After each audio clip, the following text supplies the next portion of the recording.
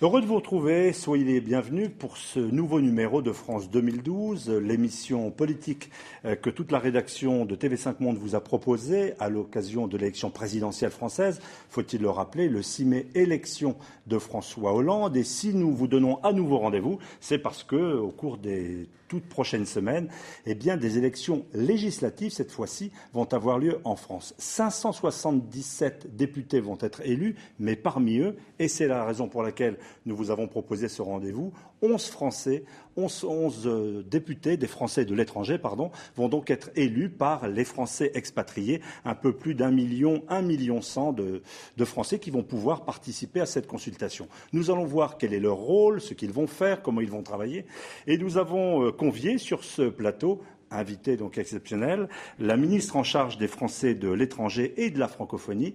Madame Benguigui, merci d'être des nôtres.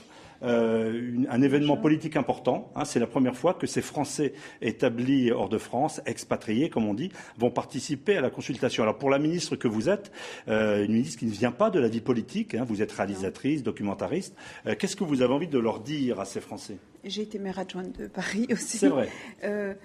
Déjà oui, c'est une grande embellie parce qu'on va pouvoir déjà voter de façon électronique.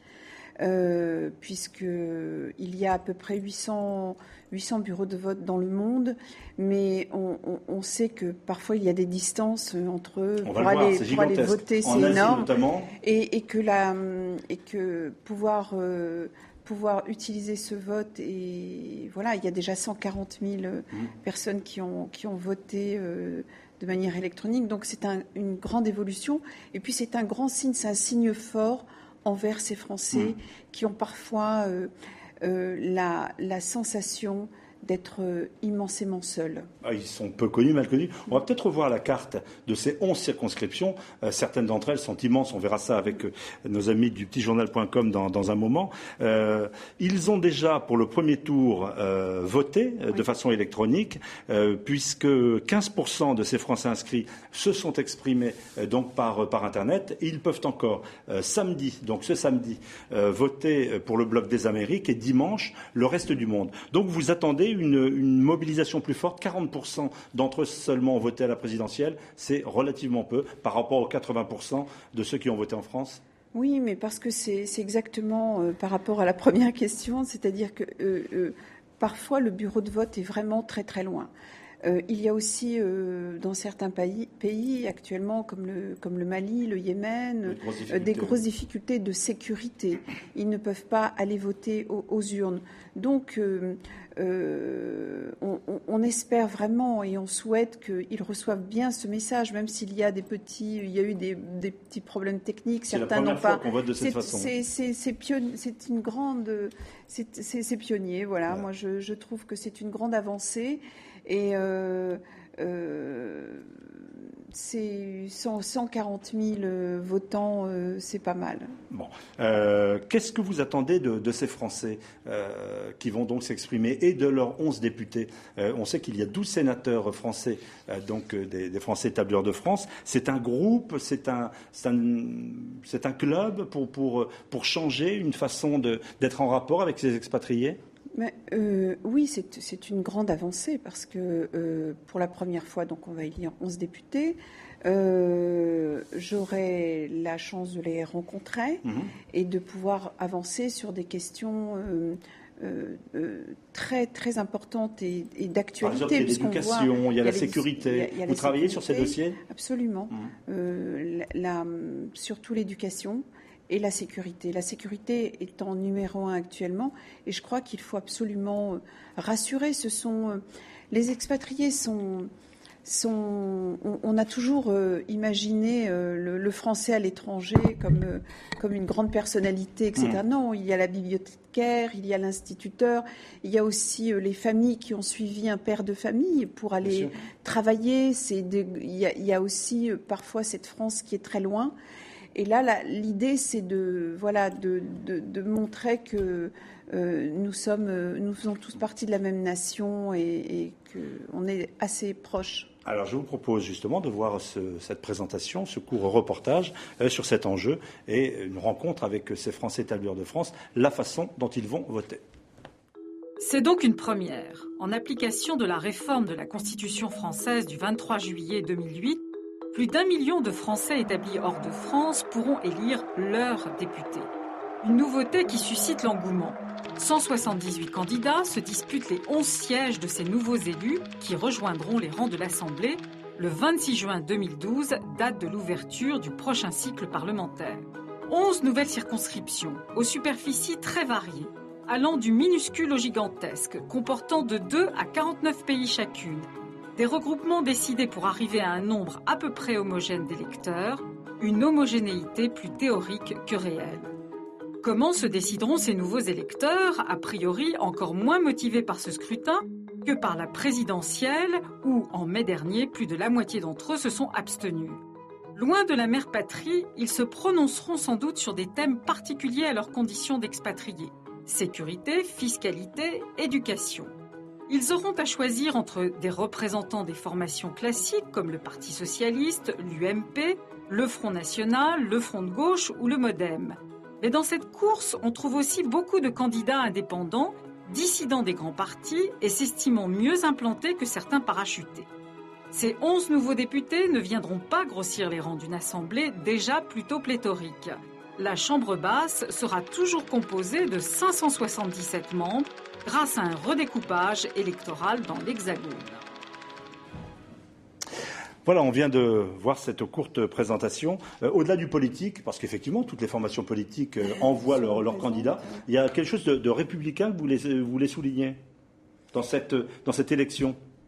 Oui, déjà, je voudrais souligner le côté humain. Je veux dire, ces Français, c'est presque... on s'en parlait tout à l'heure, pour avoir travaillé beaucoup sur le déracinement, sur qu'est-ce que l'immigration, qu'est-ce que le pays d'accueil, qu'est-ce que le pays d'origine, comment on se détache. Là, c'est presque le négatif, c'est presque l'opposé. Exactement. Ouais. Et là, moi, je me retrouve à représenter les Français à l'étranger. Et je pense qu'il y a, on vient de le voir dans ce reportage, il y a vraiment, on a besoin de savoir ce qui se passe, de leur écoute. Ils ont des difficultés, ils se sentent de plus en plus aussi isolés sur certains continents, et je trouve que c'est magnifique, et effectivement c'est très républicain. Aujourd'hui, on va avoir cette France qui est éloignée, mais aussi on va la sentir très proche. Et donc vous allez travailler avec ces parlementaires qui seront élus. Alors je le rappelle, on vote une semaine en avance pour ce premier tour de l'élection. Ce sera donc ce dimanche qui arrive. Pour le deuxième tour, nous aurons l'occasion de présenter naturellement ces 11 nouveaux parlementaires, les 11 nouveaux députés qui seront élus. Merci d'être venus sur le plateau de TV5 Monde à l'occasion donc de cette première rencontre. Et puis je rappelle à tous les Français... Il faut vraiment aller voter. Il faut vraiment aller voter. Non, parce que voter, moi c'est un de mes slogans. On a vu il y a déjà des décennies comment les gens se sont battus pour pouvoir voter. C'est quelque part leur redonner ce droit. Voter, c'est exister. Donc leur donner cette possibilité-là, même si c'est une première avec le vote électronique, mais il faut aller voter. Je crois que ça, c'est capital. On vous a entendu, merci d'être venu sur le plateau. Nous allons commencer un tour du monde grâce à nos collègues amis du petitjournal.com. Nous allons voir chacune de ces 11 circonscriptions. Thibaut de Vimy, merci d'être des nôtres. Donc voilà le boulot, on commence. Première circonscription, elle est immense. Oui, bonsoir Philippe, tout à fait. Donc la première circonscription, elle se compose de 2 pays, à savoir le Canada et les États-Unis. Donc on va voir le nombre d'inscrits sur le registre. Voilà, vous avez une population d'un peu plus de 200 000 Français donc, qui sont inscrits sur le registre consulaire. Et parmi ces 200 000 Français, vous avez 160 000 Français environ qui vont pouvoir voter pour cette élection législative. Rappelons également... Oui, on a voté récemment. Alors comment avaient voté ces Français? On le voit. Alors dans la première circonscription, Nicolas Sarkozy était arrivé en tête avec un petit peu plus de 53% des voix, donc lors du deuxième tour de cette élection présidentielle. Voilà, écoutez, nous allons faire ce reportage, nous allons voir les forces en présence dans cette première circonscription d'Europe du Nord. New York, c'est un des gros morceaux de ces législatives. Dans la grosse pomme, il y a 25 000 Français inscrits sur près de 100 000 qui vivent aux États-Unis. C'est du sérieux. Corinne Narassiguin, qui a fait le tour de la communauté française au Canada et aux États-Unis, est ici depuis 13 ans. Elle se présente pour les socialistes et représente la gauche plurielle. En face, le centre et la droite n'alignent pas moins que 17 candidats. Un émiettement qui, avec l'élection de François Hollande, pourrait aider à faire la différence. C'est elle qu'on donne en tête pour le premier tour. Il y a beaucoup de cacophonie à droite et puis surtout des batailles de personnes. Donc les différences de projets sont beaucoup plus difficiles à voir entre les candidats de droite. Ça me permet, moi, d'être plus audible sur mes propositions. Dans les rangs socialistes, on veut inverser les chiffres qui ont placé la droite en tête de la présidentielle. Alors on mène une campagne à l'américaine, les moyens en moins. Bonjour, j'ai avec moi la candidate du Parti socialiste pour... Liste consulaire à la main, la ville est passée au peigne fin. Donc on continue, la rue elle finit là. Quant à la candidate, elle a sillonné les États-Unis et le Canada, persuadée que le travail va payer. Un autre mouille aussi sa chemise depuis plus d'1 an avec une 50aine de déplacements à son actif, tous à sa charge. Il est aujourd'hui dans la région de Washington. C'est Julien Balkany. Son nom est connu en politique. Il a juré de se faire un prénom. Il est ancré à droite. Il ne porte pas le dossard de l'UMP, mais son adversaire désigné, c'est bien le Parti socialiste. Et j'espère de tout cœur que les Français de l'étranger, ceux qui résident ici aux États-Unis et au Canada, me feront confiance parce qu'il ne faut pas concentrer tous les leviers de pouvoir aux mains des socialistes et de leurs alliés verts et communistes. Celui qui se considère comme un outsider vise François Hollande, mais ne craint pas de souligner que le candidat officiel de l'UMP est parachuté et vient aux États-Unis chercher un lot de consolation. Comment ça va ? Celui qui doit s'installer et prouver sa légitimité, c'est Frédéric Lefebvre, le plus politique de tous, d'abord attaché parlementaire, puis député et enfin ministre. C'est d'ailleurs cette dernière fonction qui lui a fait prendre le train en marche. L'ancien ministre rejette l'accusation d'être parachuté. Je suis le seul des 18 candidats à pouvoir leur dire, moi, j'ai l'expérience pour vous défendre, j'ai l'expérience pour vous protéger, j'ai les réseaux politiques. Chacun fait valoir ses arguments car il s'agit de la première campagne législative à l'étranger, la première fois que le vote est possible par ordinateur, avec toujours la même question, à New York comme ailleurs, elle concerne la participation. Voilà donc pour les principales forces en présence. Autres candidats, il y en a beaucoup, on l'entendait il y a un instant, près d'une vingtaine. Vous allez les découvrir et puis vous pourrez également retrouver l'intégralité de ces candidats sur le site de TV5. Vous voyez ici ces candidats, nombreux. Vous retrouvez toutes ces forces en présence sur le site donc France 2012 de TV5 Monde. Autre interrogation, donc à propos de cette circonscription, beaucoup de candidats, ça peut fragiliser qui ? Plutôt la droite, même si elle est majoritaire à l'issue de la présidentielle ? Hervé Rault ? Oui, bonjour Philippe. Écoutez, une des questions, c'est la droite peut-elle perdre aux États-Unis-Canada sur un terrain qui lui semble acquis et promis ? On rappelle que Nicolas Sarkozy a fait près de 54%. Absolument. Il y a 3 inconnus qui peuvent éventuellement changer la donne. La première, vous l'avez dit, c'est le nombre de candidatures indépendantes et beaucoup de divers droites avec quelques poids lourds comme Julien Balkany qu'on a vu dans le reportage. La deuxième, c'est comment la greffe Frédéric Lefebvre, parachuté ici par l'UMP, ministre un peu controversé. Il n'aime pas, mais bon, de fait, c'est un peu ça. Comment finalement cette greffe va prendre. Et puis la dernière, il ne faut pas oublier quand même qu'au Canada, qui représente à peu près 40% des votants, on vote plutôt traditionnellement à gauche. Alors il y a un sondage un sondage réalisé par le CSA et publié par nos confrères de French Morning, qui donnait la candidate socialiste en tête au premier tour. Et on verra ce qu'il en advient ensuite. On va poursuivre ce tour du monde avec la deuxième circonscription, Thibault. Oui, la deuxième circonscription. Tout à fait, on va au sud. Donc la deuxième circonscription regroupe les Français d'Amérique latine et les Français des Caraïbes. Alors, un peu plus de 70 000 Français sont inscrits sur les listes électorales consulaires et vont pouvoir voter. Donc 33 pays et vous avez une population totale au registre des Français établis hors de France de près de 100 000. Alors, comment a-t-on voté ? Alors, là aussi, même chose. Au deuxième tour de l'élection présidentielle, donc c'est Nicolas Sarkozy qui est arrivé en tête avec un peu plus de 52% des voix.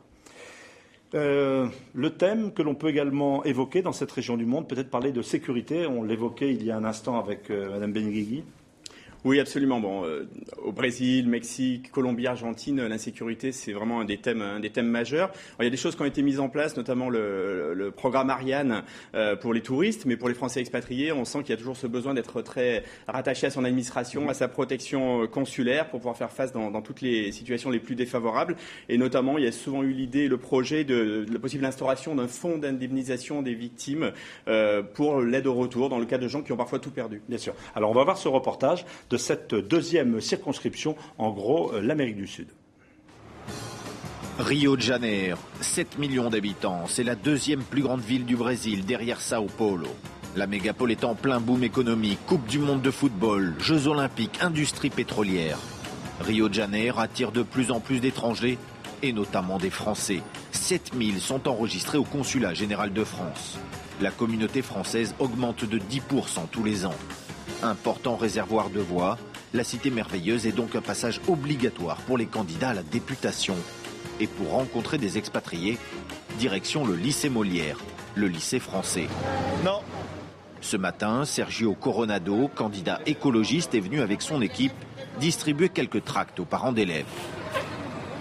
Moi, je suis le candidat de François Hollande, le nouveau président de la République, soutenu par le Parti socialiste et les écologistes. Voilà, on fait campagne en se déplaçant. Moi, je suis déjà à mon deuxième séjour au Brésil, en tout cas à Rio, ici devant le lycée Molière, parce que l'accès à l'éducation, les thématiques liées à l'enseignement sont une priorité pour les Français de l'étranger. Les parents sont très inquiets de l'augmentation des coûts pour la scolarisation des enfants dans les lycées français.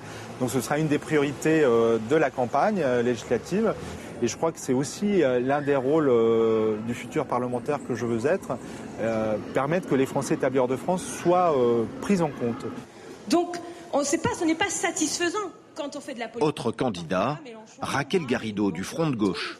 Cette franco-chilienne entend surfer sur les bons résultats du parti lors des présidentielles.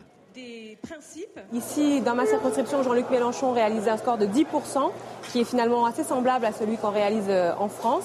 Ça ne m'étonne pas du tout, parce que les Français qui habitent ici ont une fibre commune à celle du Front de gauche, pour plein de raisons. D'abord, pour ceux qui ont vécu, par exemple, la crise financière en Argentine. Eux savent très bien que la rigueur n'est pas une sortie de crise, qu'au contraire, il faut la relance économique. Il faut dire non au FMI, il faut renégocier, restructurer la dette.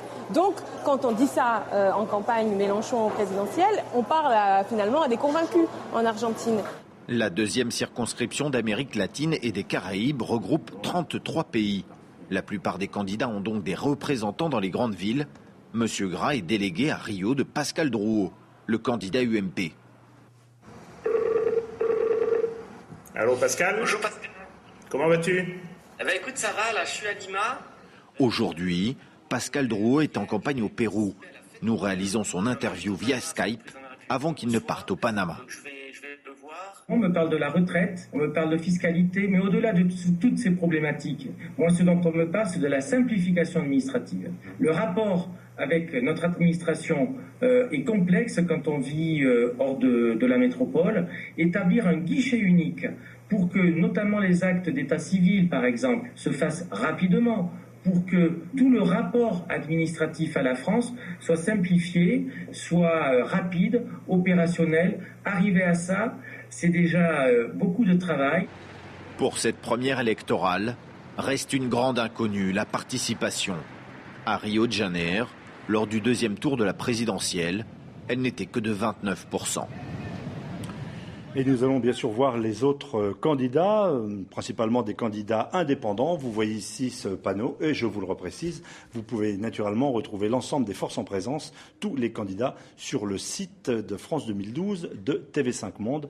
Voici pour ces autres forces en présence. On poursuit le tour du monde, on vient en Europe, Thibault, pour la troisième circonscription. Oui, la troisième circonscription, Philippe, regroupe donc les pays d'Europe du Nord. Donc il y a une dizaine de pays et vous avez donc un peu moins de 90 000 Français qui sont inscrits pour participer à ces élections législatives sur un total de Français inscrits au registre du commerce qui est un petit peu du registre des Français établis hors de France, voilà on le voit, de 150 000. Au deuxième tour de l'élection présidentielle... Comment a-t-on voté ? Et bien là, 53%. Donc une différence dans sa troisième circonscription. En effet, c'est François Hollande qui est arrivé en tête. Avec 53% des voix, François Hollande arrive en tête, en effet, au deuxième tour de cette élection présidentielle sur cette circonscription. Voilà, eh bien on va voir le reportage relatif à cette circonscription. Pas facile de faire campagne pour cette toute nouvelle fonction de député des Français de l'étranger.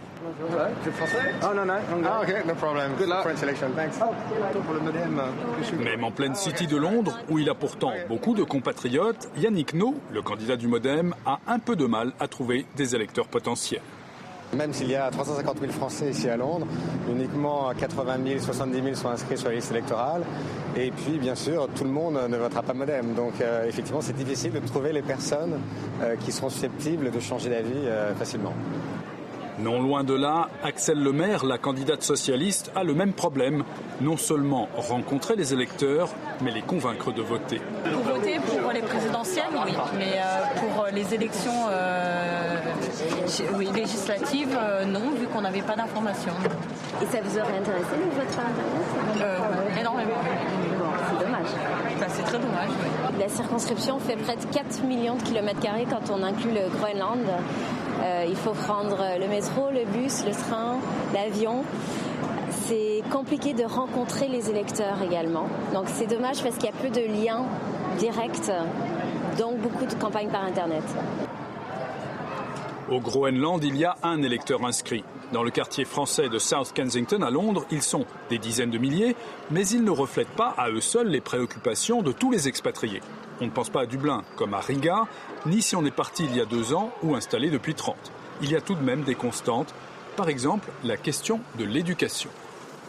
Ça fait très longtemps qu'on nous dit que rien peut être fait en fait, que certes on ne peut pas accueillir les enfants alors qu'il y a beaucoup d'enfants anglais qui sont accueillis ou d'enfants même de stars ou d'enfants russes qui sont dans le lycée.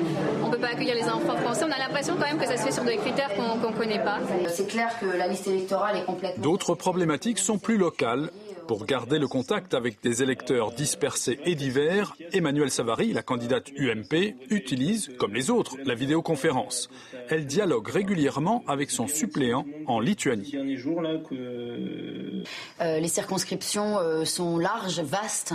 On a des Français partout. C'est pas comme en France où on peut taper à chaque porte et on a une famille française inscrite plus ou moins sur les listes électorales. Là, il faut vraiment identifier où sont les Français. Alors, on a une grande majorité des Français qui résident à Londres, mais on a tous les pays. Cette nouvelle façon de faire de la politique, Olivier Cadic, candidat de l'Alliance centriste, y croit. Selon lui, ce n'est pas seulement une contrainte de ces élections inédites, elle reflète aussi une nouvelle réalité. C'est une évolution. On ne peut plus avoir pensé forcément une circonscription avec une taille où on peut se déplacer en l'espace d'1 heure et être aux 4 coins de sa circonscription. Aujourd'hui, les moyens technologiques nous permettent à la fois de faire campagne et demain de représenter les Français d'une circonscription aussi vaste. Reste à savoir si les électeurs s'y retrouveront. Visiblement peu informés, très éparpillés et assez peu homogènes, on craint ici un manque de mobilisation. D'autant plus qu'il y a 20 candidats en tout. Oui, précisément. Là aussi, on a le choix. Regardez ces candidats, le plus fréquemment indépendants. Vous en voyez la liste ici.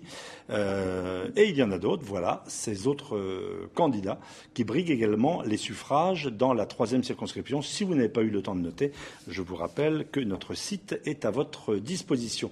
Parmi les thématiques de ces Français expatriés, Hervé Hérault, bien sûr, le thème de l'emploi. Oui, absolument. Il faut déjà noter quelque chose d'important, parce qu'ils ont parlé de tous les pays et de leurs circonscriptions gigantesques, mais les 3/4 des électeurs sont à Londres.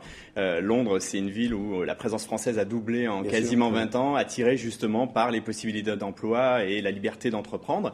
Alors avec la crise économique, la situation a un petit peu changé. Certains sont même restés sur le carreau, d'autres ont fait demi-tour. Et cette situation pose un petit peu la question également justement de la protection de l'emploi et des conséquences parfois de la perte d'emploi pour les Français qui sont à l'étranger. Alors dans les idées notamment qui ont été abordées à droite et à gauche, il y a la possibilité d'avoir un guichet unique de l'emploi pour les Français à l'étranger, que ce soit au départ ou que ce soit au retour. Une piste à explorer. Naturellement. La 4e circonscription, on a vu que certaines d'entre elles, de ces circonscriptions, étaient gigantesques. Voici l'une des plus compactes, Thibault. Oui, la 4e circonscription donc, regroupe 3 pays, la Belgique, le Luxembourg et les Pays-Bas. On a donc une population inscrite au registre consulaire de 162 000 Français et on a à peu près 100 000 Français qui sont inscrits sur les listes électorales consulaires et donc qui vont participer à cette élection législative. Et qui ont voté comment ? Alors, au deuxième tour de l'élection présidentielle, ils avaient voté en majorité pour Nicolas Sarkozy à 52% des voix.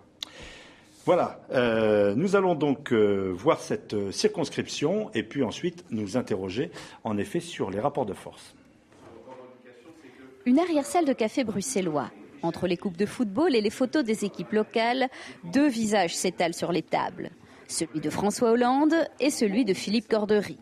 Ce candidat veut être élu pour le Benelux. Il parle scolarité, mobilité, solidarité. La grande majorité des Français qui vivent en Belgique sont des salariés, des chômeurs, des étudiants, la grande diversité de Français qu'on a en France, on la retrouve ici en Belgique. Et selon même les chiffres du consulat, on a aujourd'hui 2,6% des Français vivant en Belgique qui vivent sous le seuil de pauvreté. L'homme compte exporter en France les avancées belges, celles cadrant parfaitement avec le programme du nouveau président. Je prends l'exemple du droit de vote pour les étrangers aux élections locales. Ça fait très longtemps que ça existe en Belgique, ça se passe très bien, ça favorise l'intégration. Autre exemple, c'est le mariage homosexuel, l'adoption pour les couples homosexuels. Là aussi, c'est dans le programme de François Hollande. On va légiférer en France et je pourrais, si je suis élu, apporter l'expérience positive là, de la Belgique.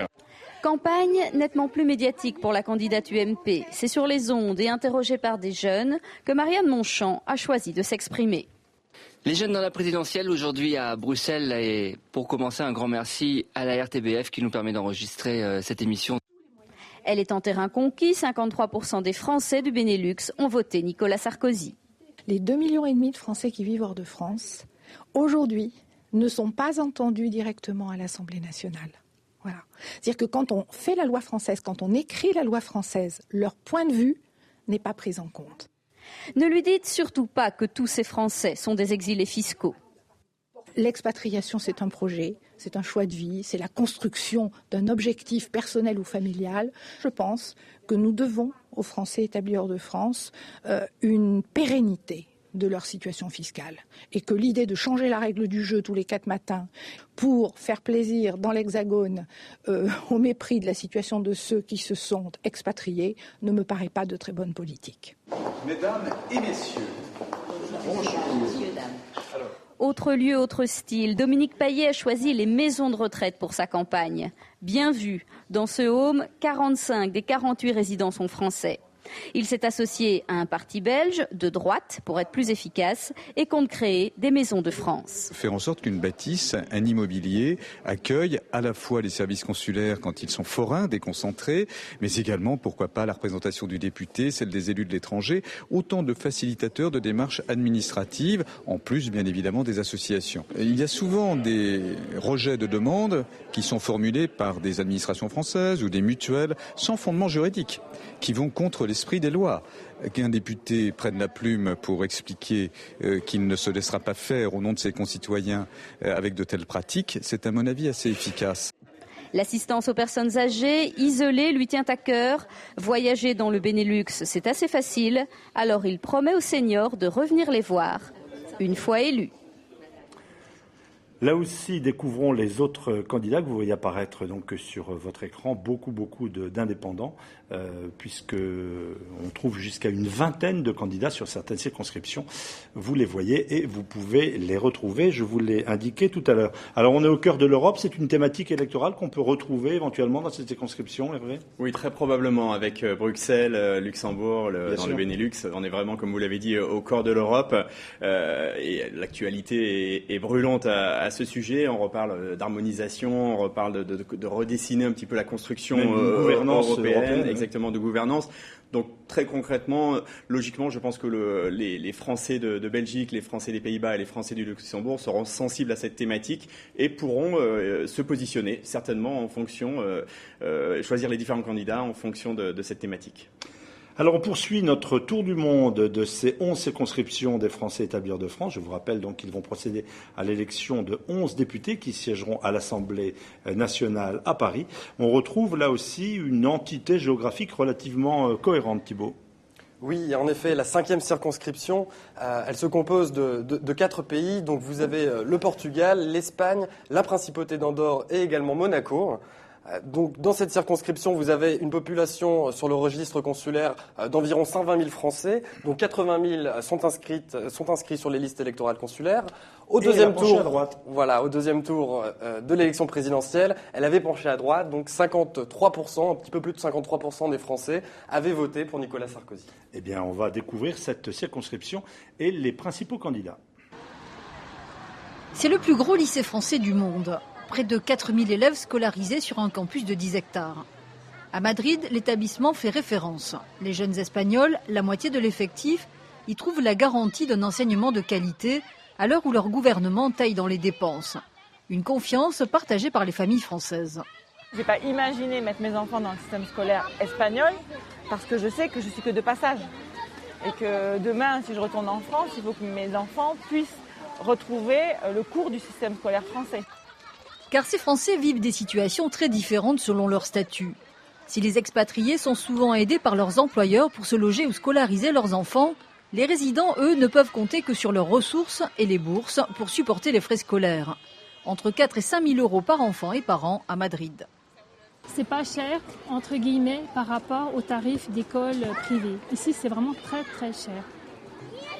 C'est facilement le double. En Espagne, la crise économique a un coût.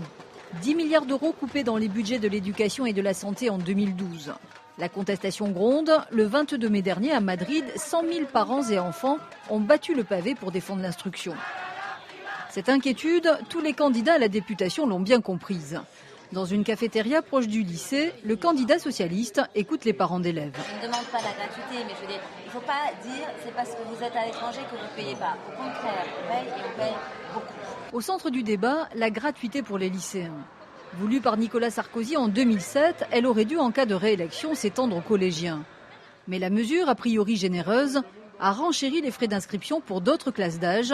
Sa suppression et la mise à plat des financements est défendue par la gauche. Notre idée, c'est de mettre en place un système de bourse qui soit appliqué sur l'ensemble du cycle, des cycles, et s'assurer que des personnes puissent tout le monde puisse avoir accès à un certain niveau d'aide à la scolarité. Si on continue, comme c'est le cas aujourd'hui, avec des frais de scolarité qui explosent chaque année, un lycée qui devient de plus en plus cher, on fait un tri chez les Espagnols également, chez les Portugais également, et nous voulons éviter ça. On veut garder une certaine mixité sociale dans les établissements français à l'étranger. Autre tonalité à l'UMP, la candidate républicaine soutenue par la députée Michèle Alliot-Marie reçoit les entrepreneurs français de Madrid. À la base, un entrepreneur, il paye sa liberté en fait en prenant le risque. Un peu de libéralisme avec le soutien à la création d'entreprises, mais aussi extension de la gratuité au collège, malgré le coût estimé à 700 millions d'euros. C'est une volonté politique. Tous les enfants français doivent avoir accès à l'enseignement français, il ne doit pas y avoir de discrimination. Le système des bourses n'ira jamais pour les classes moyennes. Je ne vois pas pourquoi un enfant français à l'étranger n'aurait pas les mêmes droits qu'un enfant français en France. Retour à Paris où réside la candidate du Front de gauche. Pas de changement de discours pour ces législatives, défense de l'intérêt général pour les Français de l'étranger aussi. Il a été beaucoup de questions, la gratuité des Français de l'étranger mise en place par Nicolas Sarkozy. Nous, on l'analyse de cette manière, ça a été une mesure avant tout électoraliste. Nous, on est pour l'augmentation des bourses. Voilà, comme en France, où on est par exemple pour le revenu maximum, on est aussi au niveau de la fiscalité, d'avoir la possibilité de renforcer le système de bourse par principe d'égalité, puisque la gratuité ne veut pas dire forcément égalité. 13 candidats s'affrontent sur cette 5e circonscription, chacun dans les pas de sa famille politique. Même à l'étranger, les électeurs français ne seront pas dépaysés. Voilà, au-delà de cette rencontre avec les candidats soutenus par les grandes formations politiques habituelles, voici les autres candidats ou indépendants que nous n'avons pas présentés dans ce reportage. Vous les voyez ici. Et même chose, vous les retrouvez naturellement sur le site de l'émission. Ce thème de la scolarité, et on le verra tout à l'heure dans un débat, est très important. Il est au cœur d'une interrogation, gratuité ou bourse pour les enfants des Français établis hors de France. Absolument, Philippe. L'éducation, c'est la préoccupation principale des Français qui résident à l'étranger. Ça revient comme un leitmotiv tout le temps, et c'est aussi ce qui a cristallisé le débat finalement, et qui cristallise actuellement le débat entre la gauche et la droite. Donc, pour schématiser, depuis 2007, il y a une gratuité qui a été instaurée au lycée, qui s'est déclinée sur les classes de terminale, première et seconde. Et donc, à droite, on souhaite maintenir ce programme et même l'étendre vers les classes de collège. Et à gauche, on privilégierait davantage un système de bourse. Donc finalement, les électeurs vont devoir choisir comment ils préfèrent être aidés. C'est pas banal. Eh ben, on verra ça très prochainement avec les résultats de leur vote. On passe à la 6e circonscription, Thibault. Oui, la 6e circonscription. Alors c'est la circonscription la plus réduite, puisqu'il n'y a que 2 pays, à savoir le Liechtenstein et la Suisse. On compte dans cette circonscription donc 155 000 Français inscrits sur les registres, pour une population qui va voter d'un peu plus de 100 000 votants pour ces élections législatives. Alors au deuxième tour de la présidentielle, Nicolas Sarkozy est arrivé nettement devant, avec plus de 60% des suffrages. On avait cette interrogation, le Liechtenstein, relativement peu de Français inscrits. L'équipe de France 2012 a fait des recherches, et peut-être si vous êtes dans ce cas, eh bien écrivez-nous, car nous n'avons pas trouvé le Liechtenstein beaucoup de Français participant potentiellement à cette élection. On voit en tout cas le reportage. Nicole Castioni, un ton pressenti pour devenir ministre de la condition féminine du premier gouvernement de François Hollande, apparaît comme la plus glamour et la plus sulfureuse des candidates. Prostituée dans sa jeunesse à Paris, la voilà devenue une magistrate respectée au palais de justice de Genève. Un parcours de vie hors norme qui a forgé des convictions. Si elle est élue, elle luttera contre les privilèges fiscaux dont bénéficient certains de ses compatriotes ici en Suisse. C'est des gens qui partent pour ne pas payer l'impôt, qui ne sont pas solidaires avec leur pays. Une petite minorité de personnes qui sont ici pour des raisons fiscales. 1%, c'est très peu, c'est 2000 sur 200 000. Donc c'est vraiment pas représentatif. Malheureusement, ces gens-là affichent en l'air toute l'image de toute la communauté des Français de Suisse. Pas sûr que ce type de discours séduise dans une circonscription où une majorité de Français de Suisse ont plébiscité Nicolas Sarkozy. 62% l'ont soutenu lors du deuxième tour de la présidentielle, une configuration électorale qui fait de Claudine Schmid, zurichoise d'adoption et représentante de l'UMP, la favorite de ce scrutin. Les Français de Suisse se retrouvent beaucoup plus dans les valeurs de l'UMP. Ils voient l'avantage de ces valeurs parce qu'elles sont reprises en Suisse, c'est-à-dire que la valeur travail, la valeur de moins d'État, de liberté d'entreprendre. Mais la droite part très divisée. Micheline Speury est aussi membre de l'UMP, une figure politique en Suisse. Elle vise un siège à l'Assemblée nationale avec un objectif, ne pas laisser tous les leviers du pouvoir à la gauche. La situation générale en France, en Europe, est extrêmement préoccupante pour les raisons que tout le monde connaît. Je pense que ce serait dangereux même que trop grande partie de la population française n'ait plus voix au chapitre. Un homme pourrait bien jouer les troubles faits dans cette élection. Bernard Garcia, ancien ambassadeur de France en Suisse, il sillonne tout le pays. Il est un proche de François Bayrou qui avait fait un très bon score en Suisse, 15% des électeurs, 2 fois plus que son résultat sur le plan national. Il se profile comme le plus suisse de tous les candidats. Moi, je suis le seul candidat du centre et je pense que ça correspond assez à la mentalité des Français de Suisse. Parce qu'il y a beaucoup de binationaux. Et je constate que les valeurs que porte M. Bayrou sont assez comparables à celles des grands partis du centre suisse. Une élection beaucoup plus ouverte qu'il n'y paraît. 21 candidats, une droite favorite, mais qui part au combat divisé. En Suisse, on s'achemine peut-être vers un deuxième tour qui pourrait déjouer tous les pronostics. Ah oui, là également une circonscription qui fait rêver.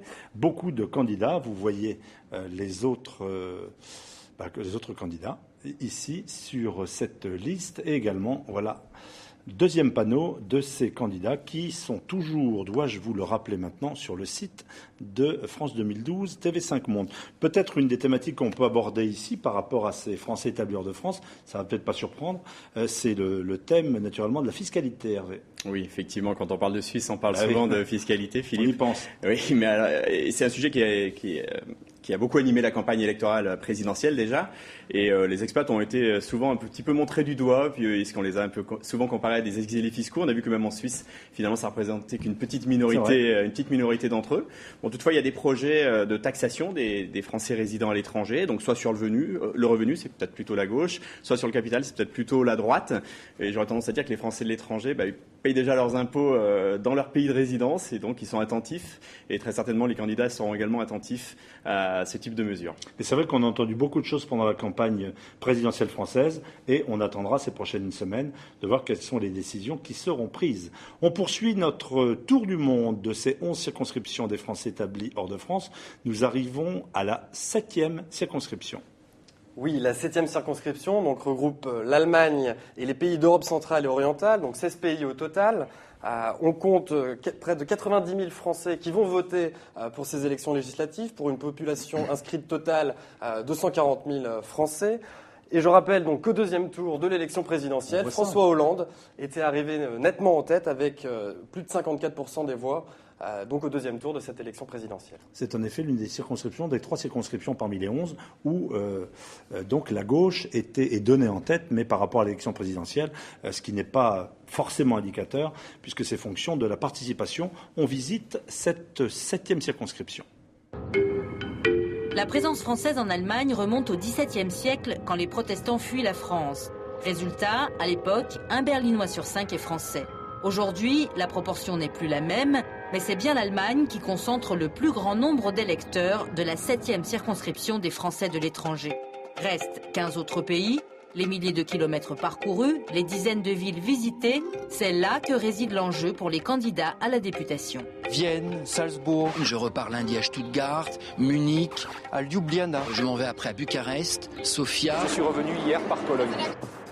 Éducation, culture, problèmes administratifs, accès aux médias, ce sont les principales préoccupations des électeurs d'Europe centrale et orientale qu'il faut tenter de rencontrer et de convaincre d'une manière ou d'une autre. On est très très étendu. Comment voulez-vous qu'un électeur, déjà il ne comprend pas ce que c'est qu'un député des Français de l'étranger. Donc déjà il n'est pas très sensible à ça. Et ensuite faire quelquefois 20, 100, 200 kilomètres dans un hôtel pour aller écouter un candidat, c'est pas vraiment toujours très facile. On a un principe qui est simple, qui est aussi la réunion d'appartement. Le militant ou un autre militant invite des gens dans son appartement. C'est ce qu'on appelle les réunions Tupperware. Moi, je fais une campagne à 0 €. Le Parti Pirate est un parti assez jeune, sans moyens, et moi, je n'ai pas de fortune personnelle. Donc, je ne peux pas me déplacer comme certains candidats dans les 16 pays. Donc les médias sont importants pour moi parce qu'ils permettent de me faire connaître, de faire connaître mes idées. Et un des grands moyens aussi, c'est Internet. Du côté des deux grands partis, la campagne se veut plus traditionnelle. Rendez-vous dans un grand hôtel avec le candidat de la droite et petite pique au passage. Jean-Monique. Ce que je peux vous dire, c'est que je fais une vraie candidature de terrain et que je croise jamais personne. Donc je ne sais pas ce que font les autres candidats, mais je peux vous dire que là où je me rends, les gens qui viennent aux réunions publiques me disent tous la même chose. Enfin, on voit un candidat en chair et en os. Il faut dire que les candidats de l'UMP et du PS sont a priori assurés de remporter les 5% nécessaires au remboursement de leurs frais. Les résultats de la présidentielle en attestent. À Berlin notamment, François Hollande a fait un score corrézien avec 75,1% des voix. De passage à Paris, au siège du parti présidentiel, le prétendant socialiste reste modeste. Je ne me considère pas comme un favori dans l'élection. Et d'ailleurs, je mets en garde quiconque de se considérer comme favori. Je crois qu'on est tous à égalité sur la ligne de départ. C'est une élection qui n'a pas d'histoire. Il n'y a pas eu d'élection législative à l'étranger. On peut s'échelonner par rapport à rien. La véritable question, c'est le taux de participation. À la présidentielle, il était d'un peu plus de 40%. Pour cette nouvelle échéance, les observateurs locaux sont pessimistes et tablent sur 25 à 30% à peine. Là encore, découvrons les autres candidats, le plus généralement indépendants, qui briguent les suffrages. Vous les voyez ici, vous les découvrez, ainsi que l'étiquette sous laquelle ils se présentent. Et même remarque précédemment, tous ces noms figurent sur notre site naturellement. Comment fait-on pour mobiliser des électeurs quand on n'a absolument pas de repères? On ne sait pas comment forcément les contacter. La participation à l'élection présidentielle était de 40%. Contre 80% en France. Il y a bien un problème, au fond, de mobilisation, de dynamique de cet électorat. Comment on fait ? En effet, c'est très faible et c'est malheureux puisque ça donne un faible poids politique et pour l'instant une faible représentation de la part des expatriés. On va voir comment ça se passe pour la prochaine législative. Sur cette circonscription, l'Allemagne pèse d'un gros poids puisque c'est quasiment 70% des électeurs. Donc on va voir si effectivement les électeurs d'Outre-Rhin se mobilisent davantage qu'à la présidentielle et davantage que ce qui est attendu, la 25-30, j'entendais dans le reportage. Alors ça peut avoir deux impacts. Le premier déjà, c'est avec l'émiettement des candidats. On a vu qu'il y avait beaucoup de candidats, plus... Il n'y a peut-être pas beaucoup d'électeurs, mais il y a beaucoup de candidats. Non, en effet, il y a beaucoup de candidats. Donc, on peut penser que plus la participation sera importante et plus elle profitera aux grands partis. Et puis, la deuxième chose, on peut craindre qu'une faible participation, ça envoie des députés qui soient tout de même un petit peu affaiblis au Parlement à Paris et qui soient un petit peu regardés peut-être par leurs collègues élus dans l'Hexagone avec des suffrages plus importants et qui sont un petit peu déconsidérés malheureusement. Bien sûr, et qui n'est pas forcément une légitimité électorale de ce fait. On poursuit le tour du monde de ces circonscriptions. Nous voici arrivés, on repart un peu au sud, nous voici arrivés, Thibault, à la 8e circonscription. Oui, la 8e circonscription donc, qui compte 8 pays. La particularité donc, de cette circonscription, c'est la présence d'Israël, où il y a une forte communauté française. Mais vous avez également donc, d'autres pays comme l'Italie, la Grèce ou la Turquie. On compte sur les listes électorales consulaires près de 110 000 Français qui vont pouvoir voter pour cette élection législative, pour une population totale d'environ 150 000 Français. Et au deuxième tour de l'élection présidentielle, donc Nicolas Sarkozy est arrivé nettement très largement en tête, avec plus de 60% des suffrages. Donc là aussi une circonscription qui est gagnable pour la droite, avec toutes les réserves que l'on indiquait tout à l'heure, liées bien sûr à la participation. On regarde les forces en présence dans cette 8e circonscription. Je suis la candidate de l'UMP, la candidate de Nicolas Sarkozy. À Natania, Valérie Offenberg, la candidate UMP, est en terrain conquis. Cette cité balnéaire du nord de Tel Aviv abrite la plus importante communauté française d'Israël. Elle a plébiscité Nicolas Sarkozy lors de l'élection présidentielle. En votant à 94% en Israël pour l'UMP et pour Nicolas Sarkozy, vous avez marqué des points. Parce que tous mes amis de l'UMP ont vu que vous étiez influents pour ne laisser aucune condamnation d'Israël passer à l'Assemblée nationale. Parce que moi, quand je parle de la sécurité d'Israël, je parle de la sécurité de mes parents, de mon fils et de ma famille qui est avec vous. Et ça, je ne laisserai rien passer. Vous pouvez compter sur moi. L'UMP étant jugée plus proche d'Israël que le Parti socialiste, Valérie Offenberg joue à fond la carte de la politique étrangère. La majorité des électeurs de la 8e circonscription se trouve en Israël. Mais les candidats doivent également faire campagne dans les autres pays. D'abord, je ne crois qu'au travail d'équipe et au travail de terrain. Donc, dans tous les pays de ma circonscription, j'ai la chance d'avoir des équipes de terrain en Italie, en Grèce, à Chypre, en Turquie. Je m'appuie sur ceux qui connaissent les problématiques locales. Confrontée à la popularité de Nicolas Sarkozy en Israël, la candidate du Parti socialiste, Dafna Poznansky, a parfois du mal à mobiliser.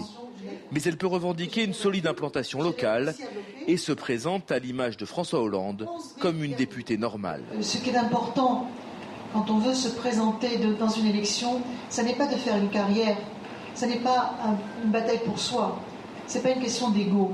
Ce qui est important, c'est de servir. Durant 12 ans, Dafna Poznansky a représenté les Français d'Israël à l'Assemblée des Français à l'étranger. Aujourd'hui, avec la réforme, elle doit porter les aspirations d'électeurs issus de pays très différents. Les problèmes des Français, qu'ils vivent en Turquie, en Grèce, en Italie, à Chypre ou en Israël, sont exactement les mêmes à 90% près. La seule différence dans ces 10%, c'est simplement si on fait partie de l'Union européenne ou bien, comme Israël ou la Turquie, on ne fait pas partie de l'Union européenne. Sinon, ce sont exactement les mêmes problèmes. La plupart des Français d'Israël ne sont pas des expatriés. Ce sont des Juifs qui ont choisi de s'installer définitivement dans le pays. Ils n'en gardent pas moins des liens très étroits avec la France. C'est très important parce que j'ai la double nationalité et j'ai tous mes enfants qui sont en France. Donc c'est important de voter. Daniel Haïk est le rédacteur en chef du principal journal francophone israélien. Il a consacré la plupart des unes de ces dernières semaines aux élections françaises. Depuis que l'on a développé ce que l'on appelle en Israël l'Aliyah Boeing, il s'agit de ces francophones d'Israël qui se sont installés, qui ont installé leur famille ici, mais qui retournent travailler régulièrement, presque chaque semaine parfois, en France. Ils sont en contact avec la réalité française et donc c'est presque naturellement qu'ils doivent aller voter ou qu'ils iront voter lors des élections, en particulier des législatives. Pour la plupart des Français d'Israël, les élections restent une lointaine préoccupation. Lors du second tour de la présidentielle, seul un quart des inscrits sur les listes électorales consulaires sont allés voter. Gros plan sur les panneaux électoraux des autres candidats indépendants que vous voyez ici, ou soutenus par d'autres formations politiques qui vous sont présentées ici même, ainsi que sur le site. Alors on voit dans cette circonscription la question bien sûr du Proche-Orient et de la situation géopolitique dans cette région du Proche-Orient est tout à fait déterminante. Oui, absolument. Cette circonscription, la moitié des électeurs sont inscrits en Israël. La plupart d'entre eux sont des franco-israéliens. Donc ça a conduit cette campagne vers une sorte de tropisme. Ça l'a largement poussé sur les questions israélo-palestiniennes. Un petit peu particulier. Et au final, les électeurs de Grèce, d'Italie ou de Turquie qui sont confrontés, eux, à d'autres problématiques, et notamment des problématiques économiques pour beaucoup d'entre eux, sont peut-être sentis un petit peu oubliés par les candidats, les thématiques des Français de l'étranger aussi. Ils ont été un petit peu éclipsés finalement par ces débats, notamment à droite. Et puis, il faut signaler cette particularité, ce sont les 229 électeurs qui sont français résidant en Palestine. Donc, ils ont obtenu un bureau de vote, absolument. Donc, ils auront un bureau de vote à Ramallah. En revanche, ils s'inquiètent de la possibilité de recevoir en Palestine leur député, si le député est franco-israélien. Naturellement. Merci pour donc ce gros plan sur la 8e. Nous poursuivons ce tour du monde avec la 9e circonscription, Thibault. Oui, la 9e circonscription. La voilà, elle est africaine. Voilà, elle regroupe donc les 17 pays, donc le Maghreb et l'Afrique de l'Ouest. Près de 100 000 Français sont appelés à voter pour cette élection législative sur une population totale de 140 000 Français inscrits sur les registres consulaires. Au deuxième tour de l'élection présidentielle, et c'est à noter, donc François Hollande est arrivé nettement en tête avec plus de 60% des voix. Donc cette circonscription semble acquise pour la gauche. Fait partie effectivement de celle des 3 circonscriptions qui, pour l'instant, seraient où la gauche est donnée favorite pour ce siège de député. Je vous invite à découvrir cette circonscription. On dit oui, Titi, on sourit. Opération séduction au yacht club de Mohamedia. Khadija Doukali part à la pêche des 3000 électeurs vivant dans cette ville portuaire. Mais ce jour-là, seuls 25 ont fait le déplacement. Pas de quoi démotiver la candidate UMP. Elle est consciente que la partie est loin d'être gagnée après la défaite de Nicolas Sarkozy, battu à plus de 60% des voix dans cette 9e circonscription. Les Français peuvent faire la différence entre Nicolas Sarkozy, qu'ils ont voulu absolument sortir, on va utiliser le terme, et pour ceux qui ont voté contre lui, je ne parle pas de ceux qui ont voté pour, et puis la législative qui est aussi une question de personne et de sa qualité, et qui est issue de notre circonscription, qui traite le mieux nos problèmes, et qui les connaît le mieux et qui est le plus apte à aller défendre ses problèmes à l'Assemblée nationale et surtout aussi à rester sur le terrain. Il ne s'agit pas d'être dans sa tour d'ivoire à l'Assemblée nationale. Il faut pouvoir être sur le terrain et avoir les relais qu'il faut pour pouvoir faire remonter les problèmes des Français de l'étranger, leur trouver des solutions et les solutionner. Et Khadija Doukali compte bien convaincre sur sa personne, franco-marocaine, mère de 2 enfants et chef d'entreprise, un parcours et une personnalité qui en séduit plus d'un. Alors, ce qui me convainc plus, c'est sa proximité, sa présence, le fait qu'on puisse la rencontrer, le fait qu'elle nous envoie chaque semaine une lettre qui s'appelle Cas par cas. À Marrakech, c'est le socialiste Pouria Amir Cheikh qui s'active dans l'un des derniers fiefs de la droite au Maroc. Une campagne pas comme les autres, écartelée entre 16 pays. C'est vrai que c'est compliqué dans la mesure où c'est pas comme une circonscription à Sainte-Gabelle ou je ne sais pas dans quel département de la Charente où on est tranquillement dans un même département, où c'est facile d'aller voir les gens, les commerçants. Moi, je ne vais pas distribuer de tracts à la sortie de l'aéroport. Mais en même temps, c'est intéressant parce que d'abord, ça donne une autre vision de ce que vivent nos compatriotes hors de France. Ils ne sont pas rassemblés dans le même endroit. Ensuite, c'est passionnant parce que ce sont des pays qui ne font que, même si on parle des problématiques des Français vivant hors de France, on ne parle pas de problèmes franco-français uniquement. On est dans la politique étrangère, on est dans la coopération, on est dans les échanges culturels, on est dans les stratégies d'entreprise, on est dans les rapports entre l'Union européenne et l'Afrique. Mais ce soir-là, on est aussi dans la fiscalité, la protection sociale, la binationalité, mais surtout l'éducation. Principale mesure promise, stopper l'inflation des frais d'inscription, véritable préoccupation. Reportage réalisé au Maroc, c'est là qu'est la plus importante communauté française. Vous voyez là aussi, même chose, vous voyez ces nombreux candidats qui briguent donc ce siège de député. Vous pouvez voir leur présentation ainsi que l'étiquette sous laquelle ils ont l'intention de concourir et vous retrouvez tout cela bien sûr sur notre site. Parmi les thématiques de ces Français établis hors de France, et peut-être y a-t-il une plus grande pertinence encore pour la situation au Maroc, il y a la situation des retraites, des droits à la retraite. En effet, Philippe, ce qu'on constate, c'est qu'il y a de plus en plus de retraités qui partent vivre leur retraite à l'étranger et pour beaucoup au soleil. Donc effectivement, le Maroc est bien placé, même si on a vu que l'éducation était une thématique importante. Il y a beaucoup de retraités au Maroc, il y en a au Sénégal, il y en a dans cette région du monde et dans d'autres. Et c'est vrai qu'eux se posent des questions, notamment par rapport à leur droit à la retraite, par rapport à l'accès à l'administration, la couverture sociale aussi, c'est très important pour eux, le coût des soins. Donc il y a vraiment un ensemble de questions et de problématiques qui reviennent et qui deviennent de plus en plus importantes. On parle même de création de maisons de retraite pour les Français à l'étranger. Donc c'est peut-être une piste à explorer pour les différents candidats et pour l'administration. En effet, un thème de débat. Merci Hervé. On poursuit à nouveau ce tour du monde rapide des circonscriptions, puisqu'on en arrive déjà à la 10e, Thibault, et on reste en Afrique. Oui, sur cette 10e circonscription, donc elle regroupe 49 pays, majoritairement donc en Afrique, Afrique de l'Est et également au Moyen-Orient. 90 000 Français, un petit peu plus de 90 000 Français sont inscrits sur les listes électorales consulaires, donc qui vont pouvoir participer à ces législatives sur une population totale d'environ 150 000 Français. Et au deuxième tour de l'élection présidentielle, Nicolas Sarkozy... La droite est confortablement en tête à l'élection présidentielle. Oui. Tout à fait. Nicolas Sarkozy est arrivé en tête, donc avec 55% des suffrages. Eh bien, on va découvrir cette circonscription et les candidats soutenus par les principales formations politiques. Jean-Daniel Chaoui ne calcule plus les kilomètres parcourus. Installé à Madagascar depuis 9 ans, ce candidat socialiste aux législatives vient tout juste d'arriver en France.